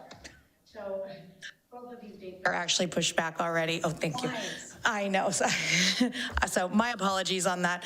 As Elizabeth mentioned, the construction work for solar is impacting Pilar and her placement, actually right outside of council chambers here. And then unfortunately the artist, Kathleen Esfero, was unable, had some personal things that prevented her from being able to attend as originally planned on June 25th. And so she gave us notification. So we want to have her present. It's her piece. And so we will be getting notifications out to you all and the arts community to kind of invite folks out to those when they are rescheduled. So I apologize for the misinformation. Okay, next slide. Maybe. Okay. Our annual T-ball program is starting. We're in the final throes of taking registration for it. We will be hosting our opening ceremony for T-ball on Saturday, July 12th. It will be at Keating Park. You guys will all get an invitation for that via email from Tracy. So be looking for that. It's a great event. We allow the kids to walk the bases and kind of have their 5 minutes of fame. We give out free hot dogs, and that will actually start the season. So they will then play games after opening ceremony is over. Next slide. And then I believe Chair Oz mentioned this at last month's meeting, but one of the city-sponsored shows that we are doing this year is adding another performance by the U.S. Air Force Band of the Golden West. So they traditionally do a holiday show in early December, and we are adding one on August 21st, and that'll be at 7 p.m. It is free to the public, and but you do have to hold a ticket. So tickets will be available at the box office, and if you are interested in going, Tracy will be contacting you by email as well to to get a reservation count if you want tickets. So we're pretty excited that we are able to offer an additional free show by them. And it was a nice way to complement the selection of city-sponsored shows since we had to make some reductions this year. And I think that is my last slide. So thank you so much. Any questions for Elizabeth? No, I just got a question. That what Senora Gertrude is already in Town Square, right? It's already mounted there because I work at Realty Yeah. One, and so she's there already. So She's there. She just hasn't been officially yeah, welcomed. try to keep the kids up and jumping on it. Stand guard.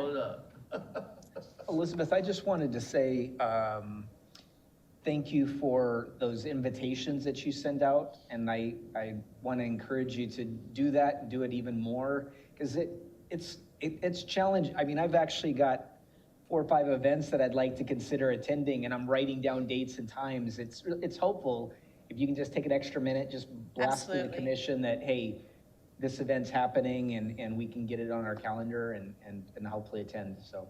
Yeah, there's a lot of stuff happening this summer, so we'll make sure that we give Tracy a nice comprehensive list of dates to put on your guys' schedules. Appreciate it. Thank you, Tracy. Great. Moving on to item 13, reports to the director. All right, good evening once again, commissioners.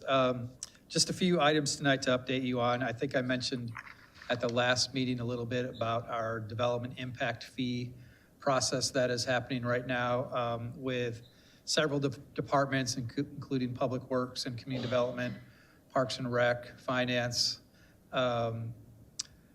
So there has been, at the last city council meeting, there was kind of a high-level roadmap process that was presented to the council that this is going to take, that this is a process, and there will be additional meetings with the city council. I think they're going to call it kind of like a DIF 101 and a DIF 102 to educate the council, because there's a lot of levels of complexity when it comes to the nexus study that needs to be done in determining the level of fees that future development should pay for infrastructure towards the city. So it's also, there's an outreach process going on right now with the development community as well, as we are providing information and also getting feedback and answering questions. On the city's website, there is some good information there with an FAQ on questions that have been asked by developers and answers that are being provided by staff. So if you're interested in this process, I encourage you to go to the website and you can learn a lot more information about it. Specifically, one of these areas is on our park impact fee, which Nemo has been knee-deep in working through this process with our consultant on this process. But we will be having a meeting here within the next several weeks, specifically on the park impact fee. And when that meeting is scheduled, what I'd like to do is just put that information out to the commission. If the commission is interested in attending, I think it will be in person. The last meetings have been on Zoom as well. And if you're interested in attending, please, we're going to keep Tracy busy with all of these different meetings and information and correspondence with the commission. But I think this is one, and I'm going to test our Brown Act information that we received with Andrea here, because I think with a community meeting like this, it would have to be only 3 that can attend, correct? Correct, yes. So if you're interested, please let Tracy know so that we know who is attending, so that we don't violate the Brown Act, which we talked about tonight. So, so more information as these meetings take place. I'll come back and keep the commission informed. A second thing that we are working on is we're starting to think about this commissioned facilities tour that has been requested and we think would be a great idea. So we are tentatively looking at Saturdays in September to put this together. So a couple of dates that we've been thinking about is either September 13th or September 27th. Very tentative, but again, look for more information from Tracy. She's going to kind of be polling the commission on availability. Most likely this will be a Saturday morning between like 8 and noon, and then maybe lunch or something like that. So exciting for us to be able to get the commission out in the city and check out a lot of our facilities and our parks and a lot of the different things going on. So keep that one in mind. And then finally, I think I mentioned earlier, so we do not have a meeting in July, but when we come back in August, we do plan on having Nemo come and give a business item on a lot of our park projects, so that will allow the opportunity to have a little bit more focused conversation about some of our parks and projects, a little deeper dive on those. So look for that in August. So those were my updates, and I'll pass it back to the chair. Great. Any questions of the director? All right. Seeing none, we'll move to our last item, was reports of the commissioners. Commissioner Gollinger, would you please start us off tonight? Sure. Sorry. Sure. We are not I'm on YSAT. Am I saying that correctly? We did not meet last month. It looks like there will be a meeting hopefully coming up in July, tentative. All the baseball seasons or spring seasons are concluding, so there's kind of a reshuffling of seasons right now. So looking forward to getting together with them in July. Thank you. Commissioner Kelsey. As previously stated, I think Tom probably handled Play for All Park address to the committee pretty nicely. So I'm just going to say I have nothing further to report. Thank you. Commissioner Frazier. Not a whole lot, except for we do have a really good diving coach. So the diving will be pretty good, so. Yeah. Will you be there on Saturday? Actually, I'm going to be competing myself on Saturday, so. Oh, all right. It's up at Lake Berryessa always has a swim every summer, or every June, and so, yep, I'll be there. Great. Commissioner Bruman. I just want to thank everybody for our staff for their reports. Welcome, Scott, over there to get the budgets. And then Andrea for keeping us straight for our Brown Act over here. It's very hard to break that one. It's like, you never know. You always see four guys like, you can't talk about this. Okay, let's move this way. I'll meet you guys on the other side. But make sure she can't see us. No, I'm just joking. But no, that is a toughie, and it's hard to, because you never know who you're going to be at and where you're going to be. But also, I forgot to mention our next Vacaville Arts and Cultural meeting is July 15th between 1 and 2. That's it. Thank you, Commissioner Bruman. I'd also like to echo those remarks. I want to appreciate staff and all the support that you give us, and that's our way that you give us support, and we can support you and support the council. So it's a team and it's a partnership, and I appreciate all of your efforts.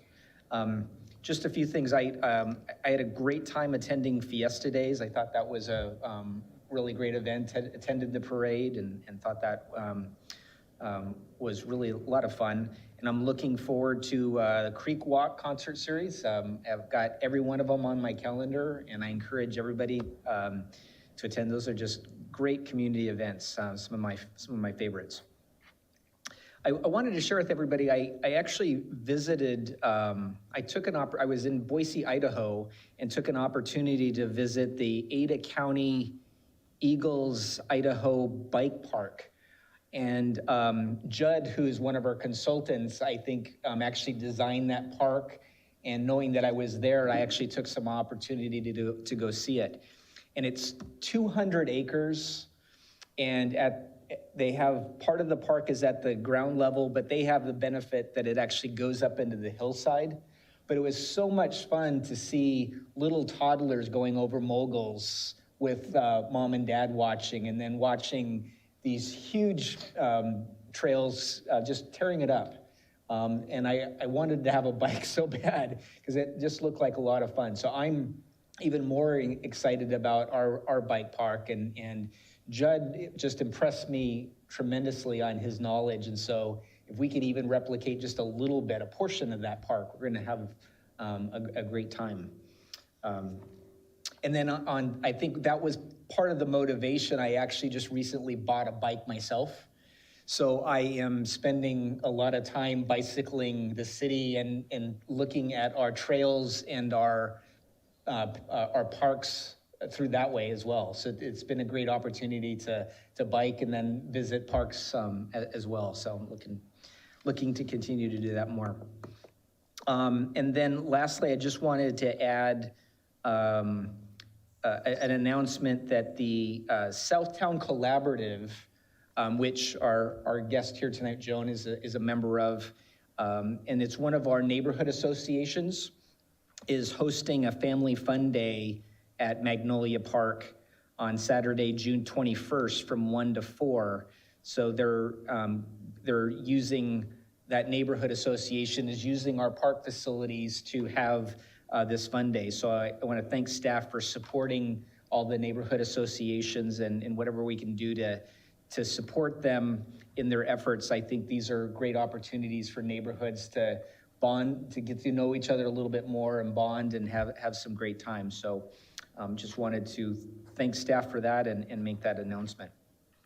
And then lastly, I hope everyone had a great Mother's Day, but we also have Father's Day coming up this month. So happy Father's Day to all the fathers out there. So that's all I had. Tara, Yes. the vice chair didn't. Oh, no,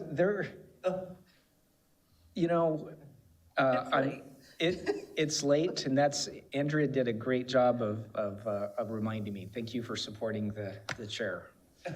No disrespect. No, it's fine. And I don't have. I left you at last because, okay, go ahead. Yeah, leave me to wrap this thing up. I have nothing, so I don't want to get beat up. I know everyone's ready to go home, so I don't have anything to report other, I echo everything everyone else said. I'm excited. I talked about inclusivity. I'm really excited about Creek Walks. I think that is one of the times where you see the whole city come together. I always think music and dance is one thing that kind of everyone in Vacaville speaks that same language, and all of those, biases and things that people have. So I'm excited. It will be so hot, but we're used to that. Also, happy Pride Month. Also, happy Juneteenth. Also, congratulations to all of the students that are graduating either high school or college or 8th grade or 6th grade. And yeah, happy Father's Day. Great. I left the best report last, so great. Thank you. Thank you very much. So if we have no other business, I will adjourn to our next regular meeting on Wednesday, August 6th at 6 p.m. Thank you, everyone, and good night, Vacaville.